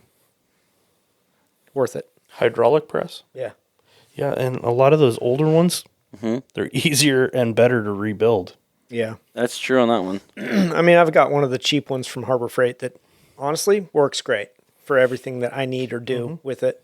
20 ton or 20 whatever ton, it is. yeah. Yeah. But yeah, if I could find an old one, What about tools that are just so obsolete it's not worth even buying or looking at? like, I know, that's what I'm trying to think. I'm trying to think of something that'd be obsolete that why would you even buy that? I don't know. Well, kind of like I brought up the spark plug tester. Like, you guys haven't seen one of those or heard about for a while. No, but that would be cool. I know, right? Yeah. But it's like, the only thing I think of is pneumatic, but there's got to be something else other than that. I know. Every tool's got a purpose, I guess. Yeah, I do. He caught it that time. Got that one. Yeah. Yeah. The other one's still stuck on the wall. I know. That's all right. We're not going to revisit that. Okay. Well, I mean, we kind of covered it, right? What do you got there? Did we get you it want to? There it is. We were kind of looking at tools right there. Hobbyist tools. Yeah. What should you have? What should you not have? What about scanners, AC machines, air compressor, alignment machines? So What about an alignment machine? Like, a lot of those bigger... alignment, you have one, I do. right? So not practical for everybody. No. I don't have room for one, but Mine is awesome. compact. Yeah. So it's in a Pelican case. oh, nice. Fairly big Pelican case. What's a Pelican case? One of It's those a hard side suitcase. plastic suitcase deals. It's probably 3.5 feet long by 18 inches The wide. hell they call them a Pelican case? Just what it is. That's So who big makes mouth? them. It's the brand. Okay. No, not practical for everybody, but if you're into motorsport and Yeah. you do a lot of car adjustment, super worth having. Yeah. Really. I mean, and I don't know. It's a great tool. You know what I'd like to have? Scales. Yes. And honestly now, because I looked into that as well, Jason has some of those, I think. Doesn't Jason have them? They're not super expensive No. anymore. No.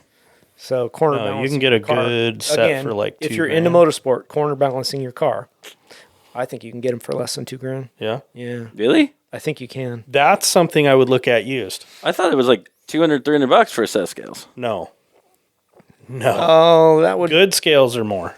Yeah. Okay. I would be concerned about a $300 set Yeah. Okay. unless, it's used somewhere that you trust. I don't know. I think the quarter midget ones I was looking at were like $1,500. How long ago was that though? 6 years ago, Okay. So they've doubled in price. probably. Yeah. Yeah. I might look at that used if say it was somebody from the motorsport community that was kind of selling off their stuff, like getting out of it to a degree or whatever. I would trust that a little bit more and say, somebody that you knew, you buy them from them. Yeah. Used. I would trust that.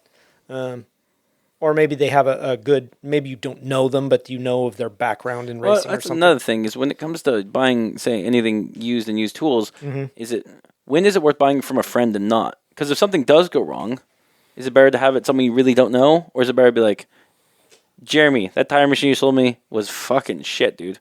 That's a good point. You I don't know. It depends on what kind of asshole you are. Or what kind of asshole your friend is. Right. So does your friend not tell you that and he just sells you a piece of shit? Right. Well, even if it breaks and they weren't expecting it, Well, I would- Then you if both I- have to be a reasonable person. If and I be sold something it to was somebody- fine when I sold it to you. Yeah. If I sold something to somebody and it broke a day later, I'd feel like a dick. Yeah, totally. I'd probably give the money back. Yeah. And take I'd be like, what do you want to do? Here, I'll help you fix it. I'll take the money that Right. you gave it, and here's the money back. But Just give me the that's shit. being a reasonable human being What if to it your broke, like, friends. 6 months later, Tough shit. Different because story. you haven't used it yet. Like it's something like you sold I them don't a know. paint gun set and in the middle of winter and they can't use it till I don't know who you are anymore. Grant, who? New phone. Who dis? I don't know. Yeah, The warranty ran out, bro. it's got a 12-foot warranty. I feel like for me, I'd rather buy it from someone I don't know personally or that close. I'd rather you buy it from somebody you don't know either. I don't know. I buy stuff from friends. I don't hesitate, and I understand too. Like, hey, it worked when I bought it. If it breaks, it's my fault. Or he couldn't see that coming. Did they prove it to you before you left? If it was something the person should have known Yeah. before, then maybe I'm going to say something, or maybe I'll say something to be like, "Hey, it's my fault, but that damn thing broke." Yeah. So, but that's just me too. I don't really hold those kind of grudges. Some people do. Mm-hmm. You have to take that into account too. What kind of friend is it? What is their personality? Are they that guy? Yeah. It's like loaning a friend money. Oh, yeah. If you loan a friend money, never expect that money back. Jeremy, can I borrow $1? No. 100%. Don't expect it back. Know who you're giving it to. That kind of stuff. Yeah, and if you get it back, Cool. be grateful. Cool. Yep. And I've done that to other people too, like knowing full well. I mean, a good story about the ghost car. Mm-hmm. I bought that car to give to somebody else. I specifically bought it to give to somebody. Mm-hmm. And I did that. Mm-hmm. And it didn't work out, and I ended up with the car back. That's fine. Mm-hmm. I could see it wasn't going anywhere. That didn't work out. I took the car back. Fine. Now I'm going to give it to you. Mm-hmm. And something will happen with it. Yes. But I did that knowing that I am taking a loss from the moment that I purchased the car. Mm-hmm. Yeah. That's okay. That's what I did it for. So the same with loaning somebody money. If you're going to just treat it like you're giving them that money. Just be like, here you go. You need it. I'm helping you out. Mm-hmm. And they say, I'll pay you back. It's like, don't worry about it. If you do, cool. I'm not worried about it. Mm-hmm. That's how you have to go into that I'll situation. pay you back. Yeah, okay. You need the money for a reason. Mm-hmm. I don't expect you to pay me back because you got in a hole to begin with. You're not going to pay me back. So don't worry about it. But that's here and there. That's life lessons, I guess. Mm-hmm. I've done that with vehicles. I sold a truck to a guy. Yeah. We did a payment plan. Mm-hmm. I ended up with the truck back Yeah. like 8 months later. Yeah. Sold it to another guy. Didn't want it to, well, I was doing another payment plan with this other guy. Didn't want him to wreck it and have it in my name still. Yeah. So I signed it over to him. Quit paying. Yeah. Of course. $1,500 lost. Yeah. Well, it is what it is. Yep. Yeah. I missed that truck too. Ah. It was an 86 Chev pickup. 2-wheel drive. Just like a standard square body. Yep. Okay. Yeah. Freaking loved that truck. I wish I never would have sold it. Funny that you say that. The Chevy sparked a bell. I was thinking on my way over, whatever happened to the S10? S10? S10. Do they? No, they don't They don't make make it anymore? Uh-uh. Damn. They haven't for a I don't really, know. really long time, to my knowledge. That was a great old man truck. It was kind of a, it competed against the Ford Ranger. Yeah. What years was that? Ford Ranger died for a while mid-80s. too, though. The S10? Yeah. I thought that was a 90s truck. They had them in the 90s. Did they go into the Yeah, I 90s? had a buddy Okay. that had a 96. His mom bought him brand new. Okay. Okay. I think they went a little later than that even, but I don't know how much later. I always get confused when we're talking about Chevy trucks on like what, Uh-huh. years are. Yeah, I mean, it was just a little truck, just like the Ranger. It was direct competition to that. It was supposed to be in the same class as the Dakota. Sure. That was, I think, I think was Dakota more of was a full bigger, I think. size. Yeah. Yeah. Yeah. I don't know. Just thought of that. I haven't seen an S10 in forever. Like, I don't think they held up. Like, you see old Rangers all the time. Oh, I saw an old You seen an S10? not all that long ago. Okay. Yeah. Yeah, I haven't seen one in forever. Or maybe they just blend in and I don't probably. recognize it. Yeah, Yeah. they're kind of incognito, and most of them were black. Super plain Jane. Yeah, Light blue. I remember light light blue, black. Yeah. I've seen a couple white ones. Probably out in the Midwest. Yeah, Chad's probably got some. Chad's probably got one. His parts runner. Yeah. Yeah. Couldn't use a C10 for that. Okay. All right. Moving on. I think we're moving on. How many people is too many working on a single project? Oof. Oof. Oofta. Well, are they good at turning a wrench? Well, that's a valid question. I Yeah. guess everybody's got a specific talent. Some people is just standing there bullshitting while other people do the work. Are we talking over time? We're talking right then they're working on that project. I don't know. It's not specific. This is one of your questions. Yeah. So that's a hard one. Yeah. It is a little bit. It's It's a a little hard one. controversial, isn't it? So let's say we bought a car and we wanted to build a race team. Yep. 4 or 5 be plenty. Oh, yes. It would be plenty. Yeah. Any more than that, and I think there's too many cooks in the kitchen. Yeah. Do you designate in that situation? We'll take that and run with it. Okay, so you've got you're building a race car for Chump Car or 24-hour lemons, blah blah blah. Do you designate one person the decision maker, or do you have to? No, everybody has to agree. I on think something? everybody should agree, but maybe we'd have a project manager. I think it depends on who's got the biggest. Stake. Well, not just stake, but also like the biggest vision of the car. Okay. If it's you're all had an idea and you're all getting it, then great. I think it's a community effort. If you have the big vision of the car and I think something's stupid and I'm not going to open my mouth and say something, Yeah. yeah, no. Is that how you feel about the Lambo? What? Wait. So Explain that. if there's 5 of us Yeah. working on the car Okay. and say Grant has the big vision, here's what we're doing. Okay. And I think something that he has decided to do is stupid. Okay. I have to open my mouth and say something. Yeah. Can he still override me? Not necessarily. No. Right. No. So, But if you don't say something, that's on you. right. Yeah. Okay. So I don't think one person should have all the say.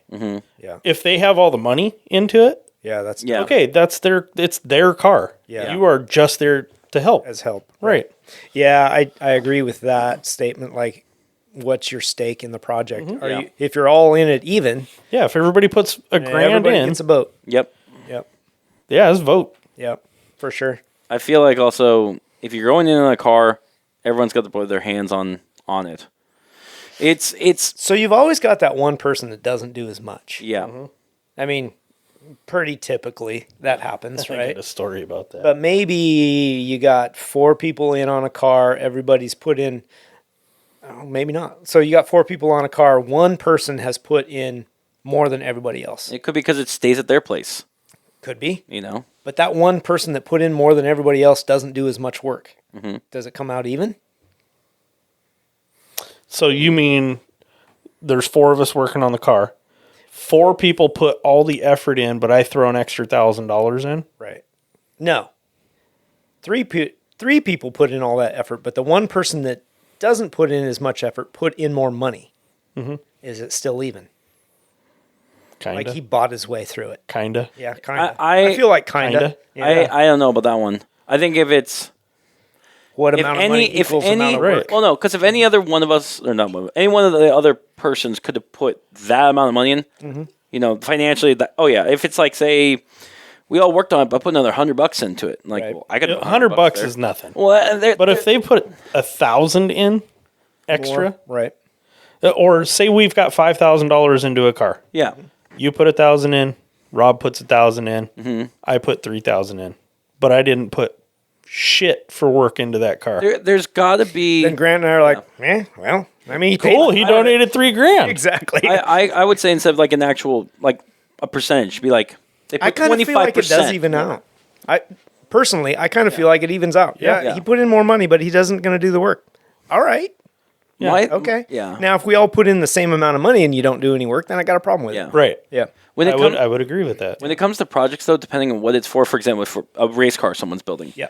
I am on the impression that I've got to put my hands on everything or see everything that's being worked on because you're putting your life at risk on the racetrack. Well, yeah. I mean, that's not the. Otherwise, that's not the question, though. Okay. What if I suck at turning a wrench? And you guys put all the effort in, but I put the extra $3,000 in. Would you really want me to put fucking wrenches to that car? Because then we'd have to check over your work. Right. Just doing it twice. And but it also comes down to someone maybe is not enthusiastic about doing it, but they're not good at it. But you need it done right. So then that's a training moment if you have the patience for it. Yeah. Which I feel like everybody's different, so it's hard to pinpoint that, right? But what if the guy that put the extra $3,000 in is in the shop every minute that you're in there, getting wrenches, picking up, grabbing a beer for you, running out, grabbing parts? I would have zero problem with that. What about flip side? They put more money in it, but they're a distraction. They're in the back playing TV. Hey guys, check out this. Yeah, that might be irritating. I would make. But they put more money into it. No, I understand. Yeah. When is that breaking point? Well, you'd have to tell them, listen, dude, either you're distracting here, as fuck. Either you're here to go get parts, and be helpful, right, or go home. Yeah, I appreciate that you put more money into it, and that's cool. And we'll do the work, but you're distracting. But you need to shut the yeah. No, I get you. But yeah, to me, it does that equals out. Yeah. And maybe I'm alone in that. I don't know. Maybe I'm odd here, but I feel like it does. I'd agree with that. Okay. Let's say it's not a group project. Say it's your own personal car. Okay. How many people's too many cooks in the kitchen? 2. I think more than 2. I think two people 2 is enough. Yeah. I guess what I'm saying is 2 people is enough. 2 is a good number. Sometimes you need that extra hand. Yeah. I think personally, I've found ways to do everything I want to do with just one person, but it takes longer. Yeah. You got to rig certain ways and do things differently. Whereas if you had 2 people, you can just brute force it. Yeah. So I think 2 is good. And typically it's your project. You're the leader of it, right? So I come over to help you with Liger. I'm just like, okay, what are we doing? How do you want to do it? Yeah. I'm not trying to jump in and tell you how to do it because it's your project. Yeah. But if I did, I came over and said, no, this is the way you need to do this. You need to do it like this. That would not go over well. Yeah. And there are people like that want to do that. Jared brought his car over to Grant's shop. Recently? Last. No, this is last year. That was last year. Okay. Yeah. So he needed to replace the exhaust on it. Yep. And every time we got a little further up, something broke. Oh, I kind of remember this story. Right. Yep. So Gilligan's Island. there was 3 of Williams us. Island. There was 3 of us Yeah. working on this thing, right? Yeah. I think that number wasn't awful. It wasn't bad because it had me and Jared going originally, and then you jumped in. And having a third person was nice because it was a new set of eyes that wasn't started and so zoned in. Yeah. So we got to the downpipe, right? The turbo downpipe. We had to pull it out, and where it was at, these guys fiddled with it for just trying to find the right direction to hour rotate it or pull to get it through. Yeah. They fiddled with it for over an hour, and Grant got frustrated, and Jared was frustrated, and was almost to the point of tears and yelling. We were 2 days into it, I think, probably at that point. No. We were on our first day. No, this wasn't the first day. No, it was the first day. We were still on the first day. Yeah. You guys were getting frustrated. Jared was getting nervous because he wanted to be home. Yeah. And I think you guys ended up wandering down to go to the bathroom. Somebody had to use the Separately, might I say. somebody had to use the shitter. Yeah. And they walked away, and I'm not kidding you, 30 seconds after they walked away. All I needed them to do was walk away, and I pulled that thing out like it was Oh, you just come out. just had the touch. Yeah. Sometimes that's what it takes. You're just Well- like, oh, I can see it. Mostly I needed Jared to not be Panic. there so I could do what I needed to do to get it out. Yeah. Yeah. Yeah. But I've had it where I'm working on a car project or say a friend's car, and they want to make an event. They have like 4 or 5 people. We'll get everyone together. We'll just it'll be fun doing this. No. Because it's either one person knows what Yeah. they're doing and trying, the other people are just kind of hanging out or whatever. Yeah. They just wanted a hangout spot. Yeah. Yeah. And that's That fine. can be distracting. You shouldn't plan on getting anything done on a day No. like that. No, and on those days, like you should plan on it's going to take longer. Yeah. Agreed. But if there's 2 dudes that are working on it really hard and everybody else is kind of standing around the fire outside and drinking beer and having a good time, That's the worst. that's fine. No, that's great. I am totally into that. Oh yeah, because it's separate, Yeah, separated. What? that's right. Yeah. No, you and somebody are in the shop working on things. Yeah. They're out here out of the way. You get something done. You hit a milestone. Go out and have a beer with them. Yeah. Then come back in and fuck with it some more. Yeah, I get you. That's kind of like the beer and pizza discussion we had last week. Yeah. Where Grant's like, "What? Eating at the car? That's ridiculous. What Yes. are you doing?" Exactly. I get where you come from. I think yes, but it depends how close it is. If they're literally like you're working on a car and they're like Yeah. a car length away from you and doing all that. Too No, close. Yeah. Too close. say you're in your shop Yeah. and you got the back bay door open and the big truck's not back there, Yeah. and you got a burn barrel out there. Yeah. They're just hanging. That's fine. out. Yeah. That would be totally fine to me. For me, I think it's if they're within earshot or noticeable because I'm wrenching, I'm trying my hardest to get stuff done, and I'm hearing people having fun and enjoying while I'm going through absolute hell trying to get things. You're ADHD though. That's yeah. Yeah. I could be laying under that car wrenching on something, giggling and laughing Yeah. with the dudes at the fire pit Me too. and be Yeah. just fine with it. Yeah. Me too. Yeah. You just have a different mentality of it. No, And but- that's fine. You just got to know that. yes. If they're giggling and laughing, he wants to be out there giggling. And Yeah, absolutely, he does. Yeah, yeah. That would be super distracting. I get you. Yeah. All right. We are. How are we doing? 8. Yeah, not bad. Yeah, we're good. All right. So I'm going to move on to Would You Rather. Ooh. I Okay. haven't done this in a while. Okay. All right. Would you rather have a car that can fly or a car that can drive underwater? Do we need license for either of them? God No. damn it. Okay. That's Yeah. a hard one. And that is that us building it or already bought and built? Dude, And, it says, would you rather have a car that can fly or the one that can drive underwater? Have. how far on both ends? How deep can it go and how high can it go? Doesn't matter. Okay. How far? High as you want, deep as you want. It just, Jesus Christ, you're reading too much. What the hell? It's a simple question. When do Okay. I never dive deep? It in is a this? simple question. Okay, I'm going to go with fly. Cool. And here's why. Okay. Okay. I just did a bunch of research on manned drones. Yep. And Becoming more popular. the theory of them is really interesting to me because they're pretty stable. Yes. They're gyroscopically stable. Yep, they're gyroscopically stable. You should be able to fly them in relatively windy weather Yep. safely. Yep. And the distances that they're getting out of them now is pretty good. Not too bad. They're like 150, 200 miles on a battery pack. Yeah. battery The one that I just saw Yeah. Like a Tesla yesterday. pack? The one I that don't know for Tesla. The one I just saw yesterday was 120 miles. Yeah. Which I thought, damn, I could use that. I could go to work and back on that. Yeah. That'd be I sweet. could do that all week. Yeah. No I problem. couldn't do it all week. I'd have to charge once in the week, but I mean, that would be awesome. Yeah. Yeah, absolutely. And the one that I saw actually had an enclosed cockpit and everything. Like you get in it was a 2-seater. You get in it and close the cockpit so you're out of the weather, whatever. Zip, up, fly, go. Yeah. Interesting. Yeah, and prices they're still really expensive, and there's a lot of experimental models out there. Like $100,000?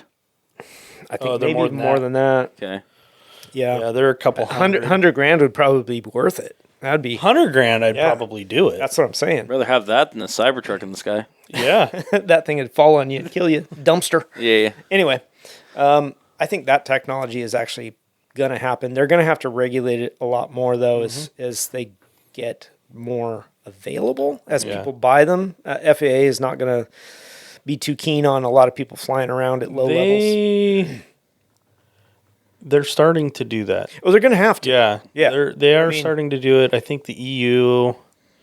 Well, I was talking U.S. Yeah, EU and the U.S. both are driving no, I think that's regulations. I think that's pretty freaking neat, and I'd like to see it. But they're trying to build a taxi service in the Northeast, specifically like the New York area. That would be interesting. So they can fly them off of the buildings and get you right to the airport. Yeah. Oh, yeah, that's pretty cool. Right. Yeah.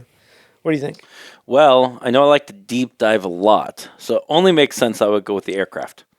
Yeah, so you can get really high and jump out. Yeah. I don't know. I think I've always liked aeroplanes. Aero cars, I should say. I think they're a neat concept. I understand why they never really took off in the way they thought the future was going to be. Pun intended. Oh, I didn't think of ha.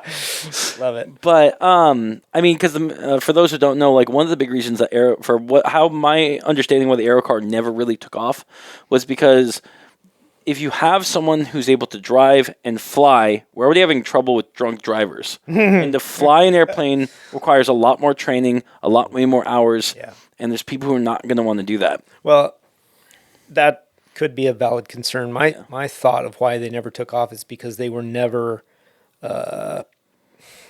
compact enough.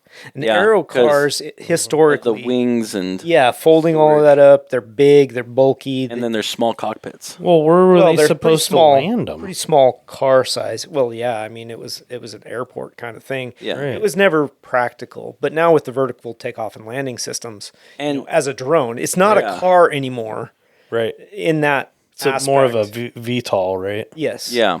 But it is a drone, but you can land it in any little parking lot or whatever, right. And take it off from your backyard practically. Well, how big are they? Because if you can make one the size of a car that fits in a parking spot, that changes the game changer. Especially that's how they're doing. That's about that size. Yeah. Maybe a little wider. The other thing that I think makes it better nowadays, say instead of the 50s and 60s when aero cars were trying to be new, is we have a good amount of GPS and autopilot technology where absolutely, they even have, I know there's planes that are like on private jets where it has the rescue buttons. Big button, push it, say a pilot's down, and it will find the nearest thing and try to get itself to land by itself. Yeah. You're right. There's a lot of autopilot technology and GPS and all of that that's really going to help that industry take off, quote unquote. And that's how they're going to keep those drone pilots, from encroaching in airspace they're not supposed to be able to go into. The computers won't let them fly into that space. They won't let them fly over a certain altitude or under a certain altitude given where they're at. There will be a lot of restrictions. They're going to have to do it that way because people are just not trained, or you'll have to get a special license, maybe a combination of all of it. But I mean, that's diving really deep into that question. It was more of a fanciful question. Would you rather have a car that can fly or underwater? And that a third option? I think both would be really cool. Both would be cool. The problem I got with the going underwater one is going underwater. What happens if you hit something? There's a lot more because you can't see as much as in the air, and that's you can't. But you know what I envision is Austin Powers, the Spy Shaggy, when he's driving his Mini Cooper underwater. Oh yeah. Yeah. So it's like it's a submarine or a Mini Cooper that turns into a submarine. That's true. So it would be kind of cool because you could go, like if you were up in Alaska and doing the Inside Passage, you could dive and like sit there and watch fish and whales. I mean, it'd be really cool if you could do that. Yeah. But I think I'm into the flying as well. I don't want to be underwater. I want to throw a third. Right? No, I don't either. I want to throw a third one on there. What about amphibious vehicles? Above, below, and now you're on the surface. I think of all those three, I'd rather have an above, amphibious below, vehicle. and what? You either have above with the aero car, below with a diving submarine car. Why not on the mid-surface have an amphibious vehicle? So something you could drive on land or in the water? Yeah. So That I'm surprised. a car that can drive underwater then? Well, that's under. I'm talking like on the surface only. Oh, like a boat. Yes, it's an amphibious vehicle. So I see what you. I'm sorry. Yeah. so here was the problem with all of the amphibious vehicles. Rust. No. Okay. They did not do either very well. No, Yeah. they were pretty bad. Yeah. But rust would be a big problem. Yeah. Yeah. I mean, they did either really well driving. Mm-hmm. No, No. they didn't. No. They drove like boats on. From my knowledge, they drove like boats on land and on drove like land or boats on water. yeah. But they were never fast at either one of them or They're agile. such a or, novelty Yeah. vehicle. What about with hydro? It's where the vehicle like it's the wings underneath the water and it raises it out. Hydrofoil? Yeah. Because like that hasn't been incorporated in many amphibious vehicles, and because when you have that, and you have a good boat. I don't know how you would do that because the hydrofoil sticks down below the water so far. Have wings that just fold under. Okay. So new hydrofoils now have them where they retract into the boats. Oh, okay. Yeah, that'd they, be cool. they will actually extend down when they start to move. Gotcha. Yeah, those things are pretty neat, really. Yeah, because with all the new technology, it'd be interesting to see where a modern. Because off-roading's been a big thing recently on the automotive world that they're trying to sell. The Bronco, whatever. Look, we can go and mountains adventures. It'd be very interesting to see like a corporation like Ford or Chevy and be like, we got a car that can actually traverse water. Yeah, there's not enough market. I don't know. It's been tried so many times and interesting. I don't know. I wouldn't buy it. And it would depend on what you were trying to do with it, right? Because It's your perfect Alaska vehicle. right, I couldn't do it though. What about for? Because most of those cars, okay, inside passage Okay. Yeah. isn't the roughest water, but like as soon as you get out of the bays and stuff into the inside passage, Yeah. some of those waterways are pretty big, and the waves aren't in there, but like it gets choppy because of the Yeah, wind. because of the wind. Yeah. Now, if you were on the outside of the island Yeah. trying to drive a car-sized boat, you'd be fucked. Yeah. True. Still, so we come back to not practical. Yeah. I got one thing to throw on that really fast. What would be the most money, or you think a acceptable amount of money for each of those categories pay? For a submarine, Wouldn't buy an amphibious. well, if it was on the market, what would be acceptable? I think. Currently, Yes, currently. current dollars. Well, I think like for the current crop of flying vehicles, even though they're not really cars, Yeah. but we'll use that anyway. So the drones, right? Because that's actually going to happen. Mm-hmm. Acceptable? Did you say? Yeah. Or- Like, what do you think with like say like a flying vehicle that's a $30 million doesn't make any sense. But in my opinion, something like if it's $250,000, $100,000, that seems reasonable. So I don't I see. think they would sell like mad at $100,000. Yeah. I don't see why you couldn't make a $40,000 one for a single person. Cost of the technology currently. Yeah.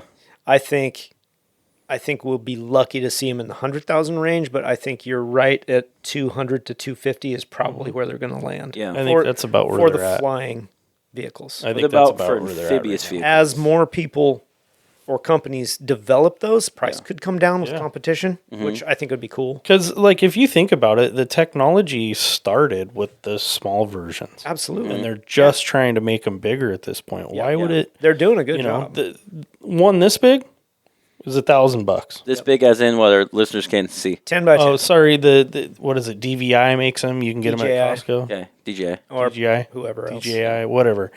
You can get them at Costco. They're like $900, $1,000. Yep. Right. They have a camera on them. Yeah. I could see $50,000 for a single person drone. Yeah. I could see that. You know, I think for like more, if you're like a 2 or 4 person, I think my number is like 250. I like the two-person one, and to 2-person, and sell you could a throw a large- suitcase in it. sure, yeah. Yeah. To sell a large amount of them, they're going to have to be sub 200,000. What about amphibious One vehicles? 150. Yeah. Amphibious? Yeah. I wouldn't even try. I think a good market would be like 50 to 75,000. See, and that's Do you where I think they would the sell drone should be. at that price? Do you think there's? And I'm talking like an actual vehicle I understand. use 4-person, daily commute. Not underwater or amphibious. Amphibious, because we'll get to the Okay. water. We're going through all three categories. Gotcha. Yeah. No, I don't think you'd sell any at 75,000. No. What number do you think it would be where you would actually start selling them at? 30. 40. You think 40 or 30? And we're talking for like, it's also comparable to a Honda, Corolla, or whatever. Yep. Driving on it. Okay. I don't. Well, I mean, if you're it's not going to have a decent- Honda. I'm talking about what I'm like saying. a decent built product Mm-hmm. that can do also amphibious. What would be the number for it? For what we're seeing with like Lucid and all these other. You're not companies going to going get something that does both well. through. Okay. But I think 40,000. So would be about imagine what he's saying is imagine that you do have something. Say Honda comes out with a car that actually looks good on the road, doesn't look like a boat, looks good on the road, drives well. It's not a sports car, but it drives well, cruises down the road, right? Mm-hmm. And you can take it to your boat ramp and drive into the water and Yeah. drive it. I'm not saying take on the seas. So I'm he's saying something that looks good. What would that cost and would it sell? yes. 60 grand? 40. Well, 40, 50. it's not for us, so it's Yeah. hard to It's say hard. that. But would it sell at $60,000? Maybe. The reason I'm thinking like 50 to 75 is because a base level, which is RAV4, is like what, 30 grand entering into it, and you just have an extra feature now. That Right. feature is going to cost some money. Right. That's something, and that's would Yeah. be right where they'd probably have. I mean, if you were, say, somewhere remote, Mm-hmm. right? Maybe it is in Alaska, okay, and you're up there in the summertime, and you got to drive across one of the rivers. Mhm. You got a 40-mile drive to get to your house, but you got like 800 feet or something that you Yeah. got to go across the river. Maybe that would be worth it. like it could be like I mean, you could drive upriver 80 miles to get to a Right. bridge, or Or you you could go can cross across. here. yeah, Yeah. like it could be something as like say you have like a van and you push a button and Pontoons. come on the side like it inflates and then that as you go. It doesn't need to be like Fancy. super fast, 50 miles an hour, maybe 15 or 10 miles an hour on the water, and you're able to traverse it. Right. I think it'd be interesting. What about now for underwater submersible You know what I think of for the underwater one? Titan? That guy that was using his PS2 controller and Titan. his thing imploded on him. Like for me, I think when you're talking, I'm like my first gut's like 300,000, but I think after Yeah. that whole instant, I'm like, Yeah. I think that would cost a little bit more. yeah, Because I think it's going to take more material. It's going to take more design. There's more danger involved. yeah, Oh, yeah. Pressures and that 100%. kind of stuff. But in a fantasy world, all right, say you can drive your Honda CRV underwater. What do you pay for that vehicle? I think 300,000. I think if you have a reliable vehicle that's built by a company that's reputable and have all the tests, let's just say like this has been out for years and they've been tested and everything's Yeah. good. Yeah. I think about 300,000. All right. I'm not saying it's built now, it's new, it's ready to go. I'm saying tried and true It's going test to be technology. fucking heavy. Yeah. It's It's going to a be submarine. fucking heavy. Dude, you know how much that's going to cost to drive That's hilarious. on the road? Yeah, no, right? It probably would do decent-ish underwater, but once you get it on the road, that Nearly thing's gonna be so heavy. indestructible, though. Go ahead, run into me. Go ahead. Yeah. You're going to die. Yeah, you're not gonna like the results. I don't know if I would go ahead and put it underwater again after somebody Yeah, well. ran into me, but Tell you what, you'd trust a lot more flooded cars after that. Yeah, there you go. So what number? Sure, 300. I would don't go know. with 250 to 400 probably. Yeah? 250, 350, somewhere in there. You think that's what it would cost to produce? Yeah. I mean, you'd have to get that out of it in order to recoup your production Yeah. costs. Yeah. I think you could probably build one for 150.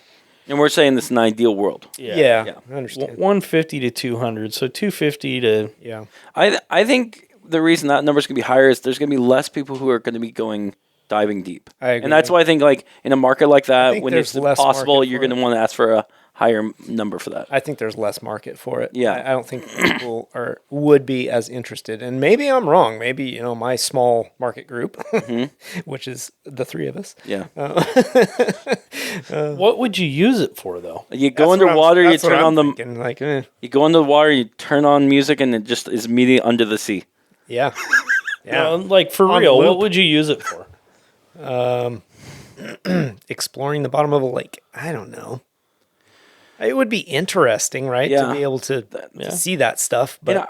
but I would you use it enough to make it worthwhile? But You bring up a point, Jeremy. not as much as commuting So, in your drone. if it was something that could drive on land and underwater, I mean, maybe in Hawaii, taking people into the reefs? Yeah. Don't know. All right. Well, I think we a killed lot that. bigger creatures in the water than up in the sky, I'll tell you that. Yes. Driving a little Mini Cooper and a giant octopus comes up. All right. The Kraken. All right. Well, that one that took longer than I thought it would. Yeah. So this next one, Okay.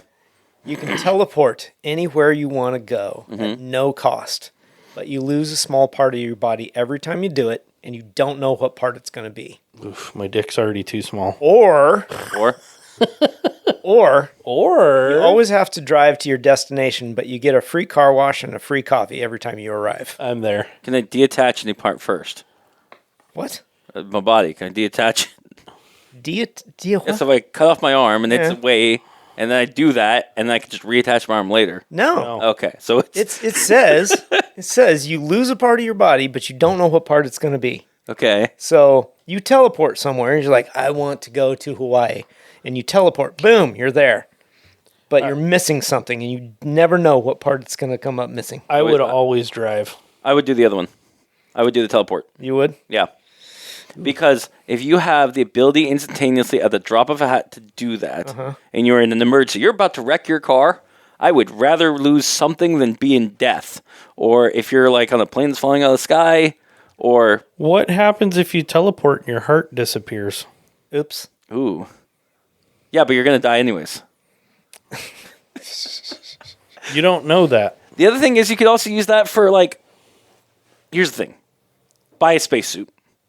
Let's just say, Apollo mission, you spend $100,000 on an auction, and you teleport to the moon. Who else is ever going to do that and they teleport back? You lose something out of it, but you Yeah. experience something that no one else ever has. All of a sudden, you lost a hand and your other arm. But you've been to the moon. Who else has done that? 18 other people. You got to teleport back. You're going to lose 2 pieces.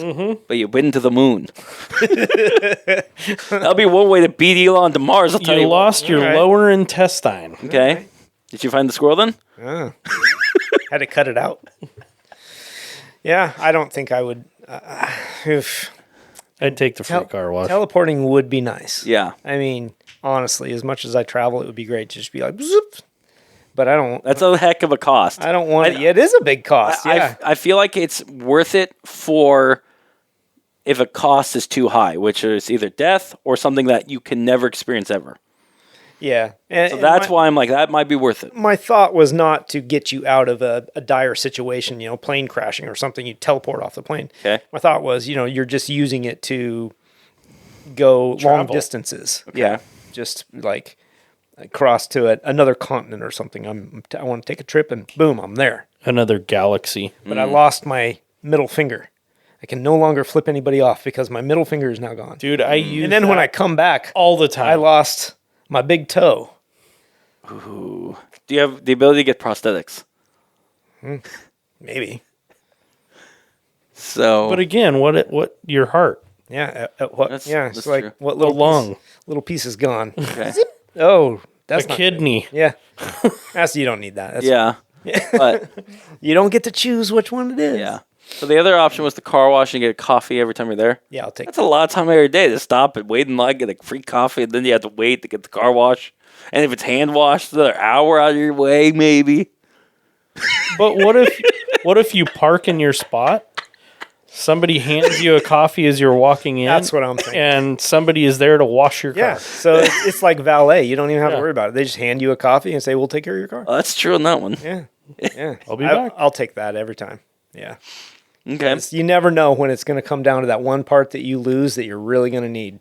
Be like, ah! Yeah. Dang it. I was hoping to keep that. Teleportation would be pretty freaking cool, though. It would be. Mm-hmm. Yes.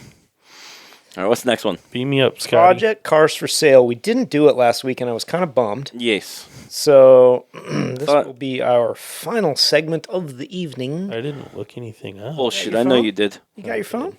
I did. I did. I thought I sent them to you, Rob. I will tell you. Well, Woodworking. don't send them to me. I don't want to see it. I don't want to know. Just look it up. So, damn it, I had mine open, and then there they went. So I found an original H1 Hummer. Let me find my saved items. I was smart. I put it in saved items. And good radio, bro. Mm-hmm. You can All right. edit. We'll start with this one because I can't find the H1. Mazda MX-5 convertible, 2-door, 1997 model. So it's got the pop-up headlights. $2,500. And I know I've brought up Miatas before, but I feel like $2,500? I feel like the market Wow. has softened a little bit on Miatas because there for a while they were really high. They were like 10 grand. Yeah.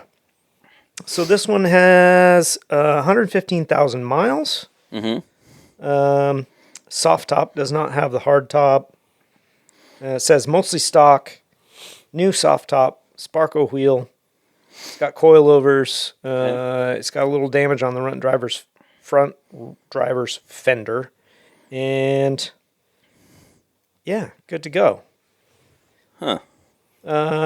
Oh, it does say will need to be towed, but it does not say why.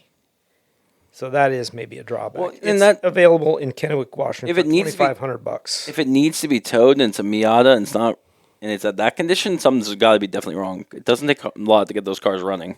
No, it doesn't take much. So that's got to be Could something. be, and it doesn't say what it is that's wrong with it. Could be a clutch or something like that. Okay. But pretty decently straight car for like a little project autocross car. Mm-hmm. And it would be great. And it does show it like in road situations. So I don't think could be a whole ton wrong with it. Anyway, Okay. I thought it was pretty good. That's on Marketplace, available in, it says Kenmore, Washington. Sorry. Oh, So that's a whole different location. well, yeah, it is. That's up in the Seattle area. Closer.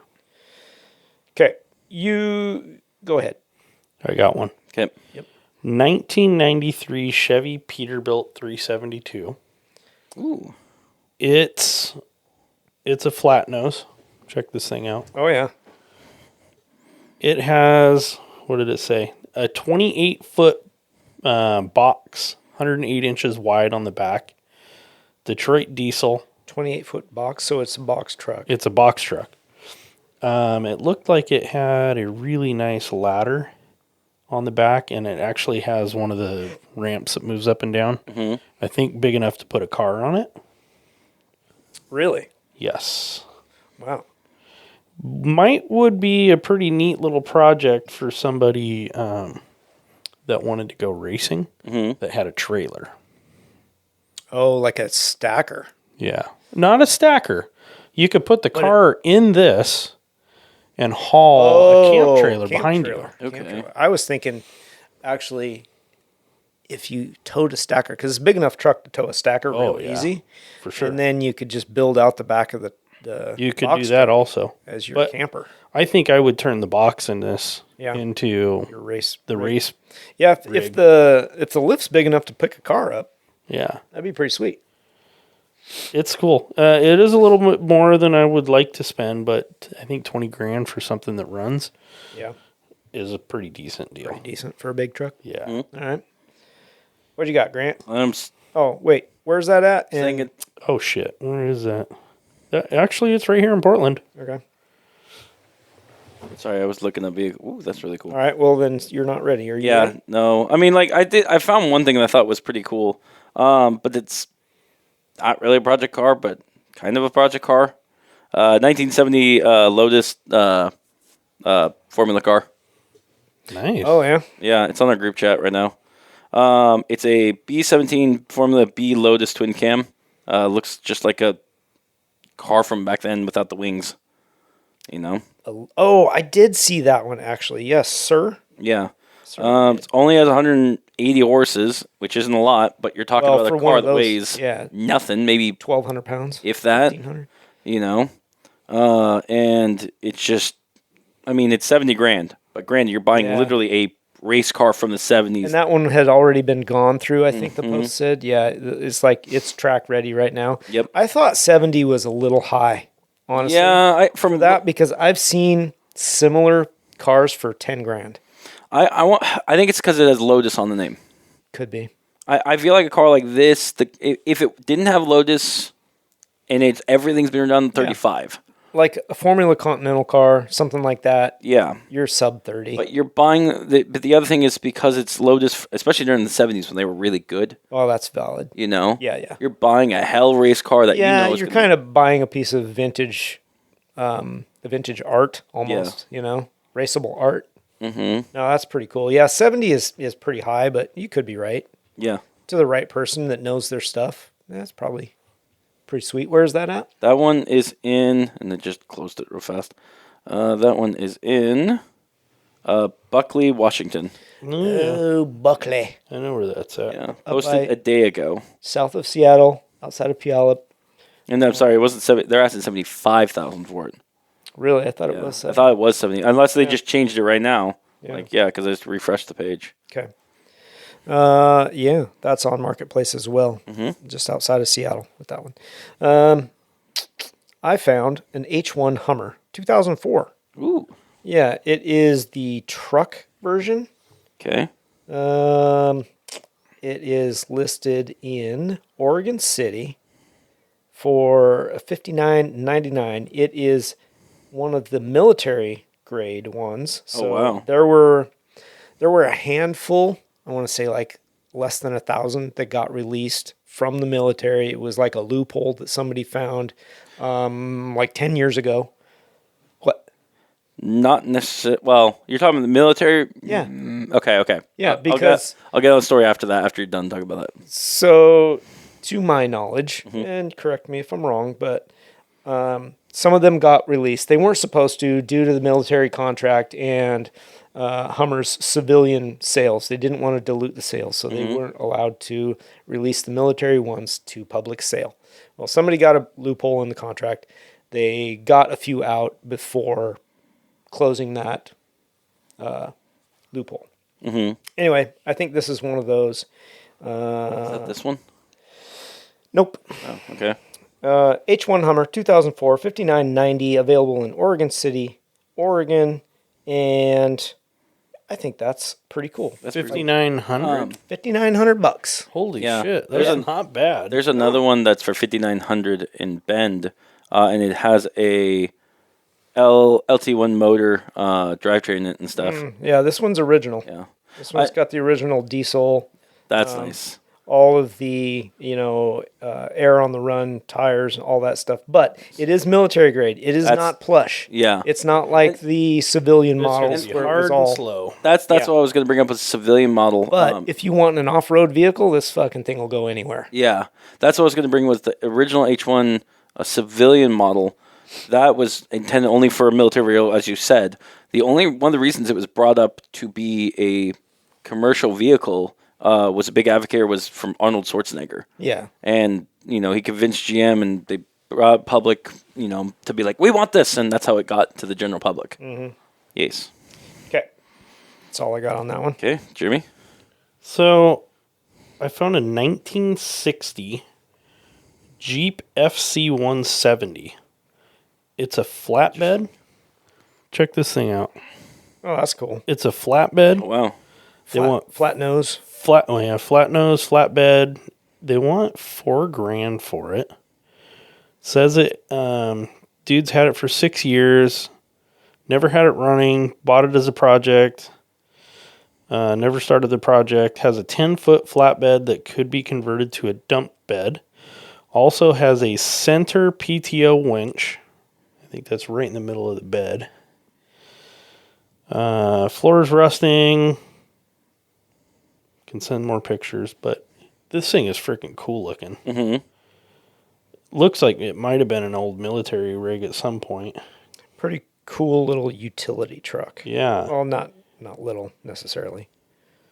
But yeah, No, that's a nice utility truck. Looked That like would you be- could put a couple of sides on the bed and on the front and load it up with some heavy ass firewood. And You could really use it as a utility. You could also put a camper on the back of that thing and be kind of cool. yeah. That would be pretty neat. Yeah. Did you have another one, Grant? I've got a few, and I'm blowing up our group chat right now, and I don't know which one to go. Like, this one actually seems really interesting, and I think more of a project than compare the other two. This one is a 19. Oh, by the way, Jeremy, what was the one you found? Where was it? Yeah, before I move on to mine, so people know. Is it Marketplace in what city? Turner, Oregon. Okay, so this one that I found is a 1985 Dodge Shelby Charger. So from 80s kind of boxy looking. This is in Lapine, Oregon. They want $3,400 for it. It's red with white stripe hood, all the louvers. These were the turbo cars back in the day, right? I believe. Has a 5-speed manual. The interior actually looks in decent shape. The seats aren't ripped up with it. It's got a sunroof. Definitely a little bit paint faded, but like as something, if you want to make a tuner fun car that's different, something that is just of like the 80s era, but like also starting to hit the JDM kind of era. This is a car I think that would like really match that kind of niche, fill. If you don't want to be like the same everyone, like the Honda with a bigger turbo. Okay. Thoughts? Yes. Yeah, do you have thoughts on it? Not really. No? Okay. It does say it does run though. Oil pump needs to be replaced. Fuel injector rings and needs new battery and tires. So that mine too. Again, Lapine, Oregon, they're asking for $3,400 or best offer On Marketplace. on Marketplace. Okay. Last one I have. Okay. Went on the higher end, higher end of dollars for this one, but for what it is, pretty low dollars. 94 Dodge Viper RT10 Roadster. Ooh. 95? Okay. 94. 94? Yep. So it's first gen Viper. Needs a little bit of work. It's got some paint defects and this and that. AC coolant leaks a little bit, but does work when you recharge it. It's got, what is it? 24,000 miles on it. Mm-hmm. 40 grand. So, Wow. Ian was saying he wanted a Dodge Viper. Here it is. Gen 1. That's tough. That's the one he wants, too. I know. Well, it's Gen 1s are always the toughest ones to figure out because you can't find them for 25 grand anymore. I actually found one, but they're really, really rough. Well, it is 40 grand. That's 40. But I want to say, like, they're right now between 40 and 60. Mm-hmm. And you can still find some decent examples on the lower end, like 45. Mm-hmm. But if it's a Project 140, is not bad. It's only project in that it's got some paint flaws. Like Okay. it's been scratched and scraped a little bit. Does it say where the head gasket's redone? I know that was one of the problems on those cars. If it is, that's a steal then. I don't. It doesn't say. Okay. No, doesn't say. I mean, the car, honestly, it looks pretty good. It's available in Lebanon, Oregon. Mm-hmm. It's on Marketplace. It's been on there for 3 months, so apparently it's not quite the steal because I would think for 40 grand somebody would have bought that already. Okay. Interior looks good to me. It's got 36,000 miles on it. My bad, I said 24, I think. Okay. 36,000. Oh, he bought it for 24, but it's currently at 36. Mm-hmm. Yeah, I don't know. I think it's a good looking car. If you're into the Vipers and you want to jump into it, like Ian has talked about, I think that's a good buy. I would agree with that. Yeah, and that's an analog car all the way. It's got no nannies. It's got no anti-lock brakes. That is a car I want to have on my bucket list to have, a Gen 1 or Gen 2, but early RT1 with the same body style of a Gen 1. Yeah. One of those Vipers. Well, here you go. Buy this one. It's only 40. Yeah, I don't know. I want a Gen 2 with 1996 or 1997. That's an RT10. Mm-hmm. The same body I think I'd rather have because that's when they got all the geometry right, when there was less problems. You didn't have to worry about the head gaskets, Not more using horsepower. the truck brakes. Not using truck brakes, Did they fix that on Gen 2? Huh?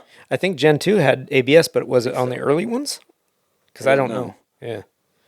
But yeah, that's one that I think that's personally what I would go with. That would be a crazy car though, because it doesn't have any of the nannies. But the other thing specifically, I had to go with the 96, I think, or 97 YNRT10. It's the only year that they had it where it was the body style of the first gen while having the second underneath. And I feel like that's going to be one when people realize what it is going to take off in value.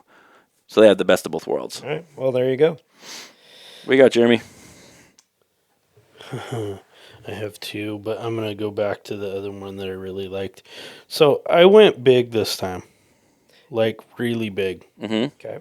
1990 Mack truck. It might be a little smaller than my first one that I mentioned, but it was a concrete pumper truck. They removed the concrete pumper from it. It's an inline 6 diesel 5-speed stick. Runs good. $2,800. Oh. There's no. It's just did, chassis on the back. So it's just chassis. Why? So they didn't replace the pumper portion with anything. They just took it off. That's right. So it's just the truck. It is literally just the truck. So you've got an open bed to build a camper on. Yes. That'd be cool. But it's a flat nose again. Yeah. I don't know why, but I'm really digging these right now. Yeah. And what I'm envisioning is, you know what an exoskeleton is? Yes. I would build an exoskeleton around this thing. Ooh, interesting. Okay. I'd paint it probably like a matte black or a flat black, you know? Yep. Mm-hmm. Put some sort of, what do we want to call it?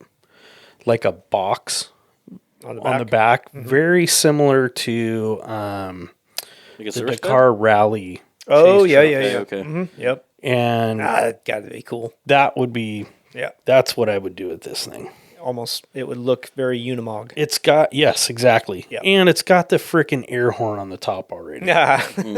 That's it's requirement. got a big chrome air horn and big chrome mirrors. And it's just freaking cool looking. Right on. I like that it runs and drives well. Said it purrs like a kitten. $2,800 located. This one is located in the Dalles. Not far away. I need to change my location so that I can get some stuff in Other places. Midwest and out east. Yep. Yeah, that makes sense on that one. Hold on. No, wait a minute. This is not Dalles. Grant, did you have Dallas, Oregon? Oh, Dallas. Yeah, Dallas? it's down by Salem. Yeah. I was searching for something else real quick, see if I found. I have one that I put on my list that I'm just putting this one out here because this is actually pretty interesting to me. Can I have two then? One fast and then I'll do one short. Hurry up. Okay, so I found in Auburn, Washington, and this we're going in the extreme expense sizes. I've been this way tonight. Yep. $64,900, 2000 Ferrari 360 Modena. Oh, I honestly cannot believe they have got that far down in price. I remember when they were still at 80,000, 90,000. 64 grand. 64 grand for a Ferrari that's already had the new clutch 30K serviced on it with receipts. See, this just backs up I keep saying the market is going soft a little bit. That just backs it up. Ferraris go down and then they bounce back up. I understand, but the 360, it should have been bottomed out already. I don't think so because the Really? 355 started to and then it started to come up. And then now the next one would be the 360. And then we're going to see that with the 430s. I still think it should have, but okay. Yeah. I mean, it's also not a manual, it's a F1 style, not the manual one. If it was manual, that'd be way more expensive. certainly. But that's a really, if you want to get into Ferrari and something that's already been done with the service, which is a lot of the cost already done. Absolutely. Big boom right there. Round body, red, and it's got 400 horsepower with an engine that tops off at 8,500 RPM. Yeah. That again, Auburn, Washington, Facebook Marketplace. Last one I wanted to push on just real quick. I thought this is the most interesting one. If you guys could go to our group chat, it's the third one up called the 1994 Subaru Sambar Volkswagen Kit. I have not seen this before, and I think it's very interesting. It's located in Portland, Oregon. $17,000. It looks like a kit car. It doesn't have very much information on it, but essentially it's, imagine a Mini Cooper combined with a 60s Volkswagen bus. Do you guys see that? Yeah, I'm getting to it right now. Yeah. It says runs and drives, and yeah, I don't have much information. I just think it's cool looking and wanted to share that. And if anyone's interested in a bus of that generation that is small, This content not available. yeah, really? Here, I'll just pass you my phone. Yeah. Here, Oh, okay. Cool. Yeah, it looks like a minibus. Jeremy, do you see that? No. Huh. I'm on the wrong phone. Look, Oh, that thing's cool. Yeah. right? Yeah. It looks like they took a minivan. It's even smaller than a minivan. Yeah, it's like the size Like of a a mini. micro bus. Yeah, but That's kind of cool. yeah, and that's what I got. Right on. Okay, I think that is it for this evening. Thanks everybody for listening to the first show of 2025. Woo! Thanks for hanging in there. Thank you all for listening and sharing the podcast with your friends, hitting follow. Thanks for being followers. Reach out to us, untitledcarproject@gmail.com, or any of the social medias, Facebook, Instagram, whatever. Untitled Car Project. Yeah, Yes, and our Discord. whatever. Nobody uses it. Oh, I, I'm asking a favor, listener. True. If you're on any of those sites, hit the like button, hit the star, give us a review. Yes, Comment. actually, I did see a couple of reviews on. I was on Apple Podcast stuff the other day, just looking at analytics. Got some nice reviews on there, so thanks everybody for that. And nice. if you are so inclined, either on Spotify or Apple or wherever you listen, give us a 5-star and post some nice comments on there, or even not nice comments. I'm fine with that. Any engagement is engagement. They messed up on the Aero car. Yeah, whatever. Call us out. I don't care. call us out. We'll call you. Yeah, leave your phone number. We'll talk. I'm fine with being corrected. It's all The good. start of 2025. If you guys have any suggestions on topics we should talk about this year, guests you would like to see on our show, Yeah, please let us know. yeah, I'd totally be down to hear that. That'd be great. So, again, thanks everybody for listening. Talk to you later. Happy New Year. Bye.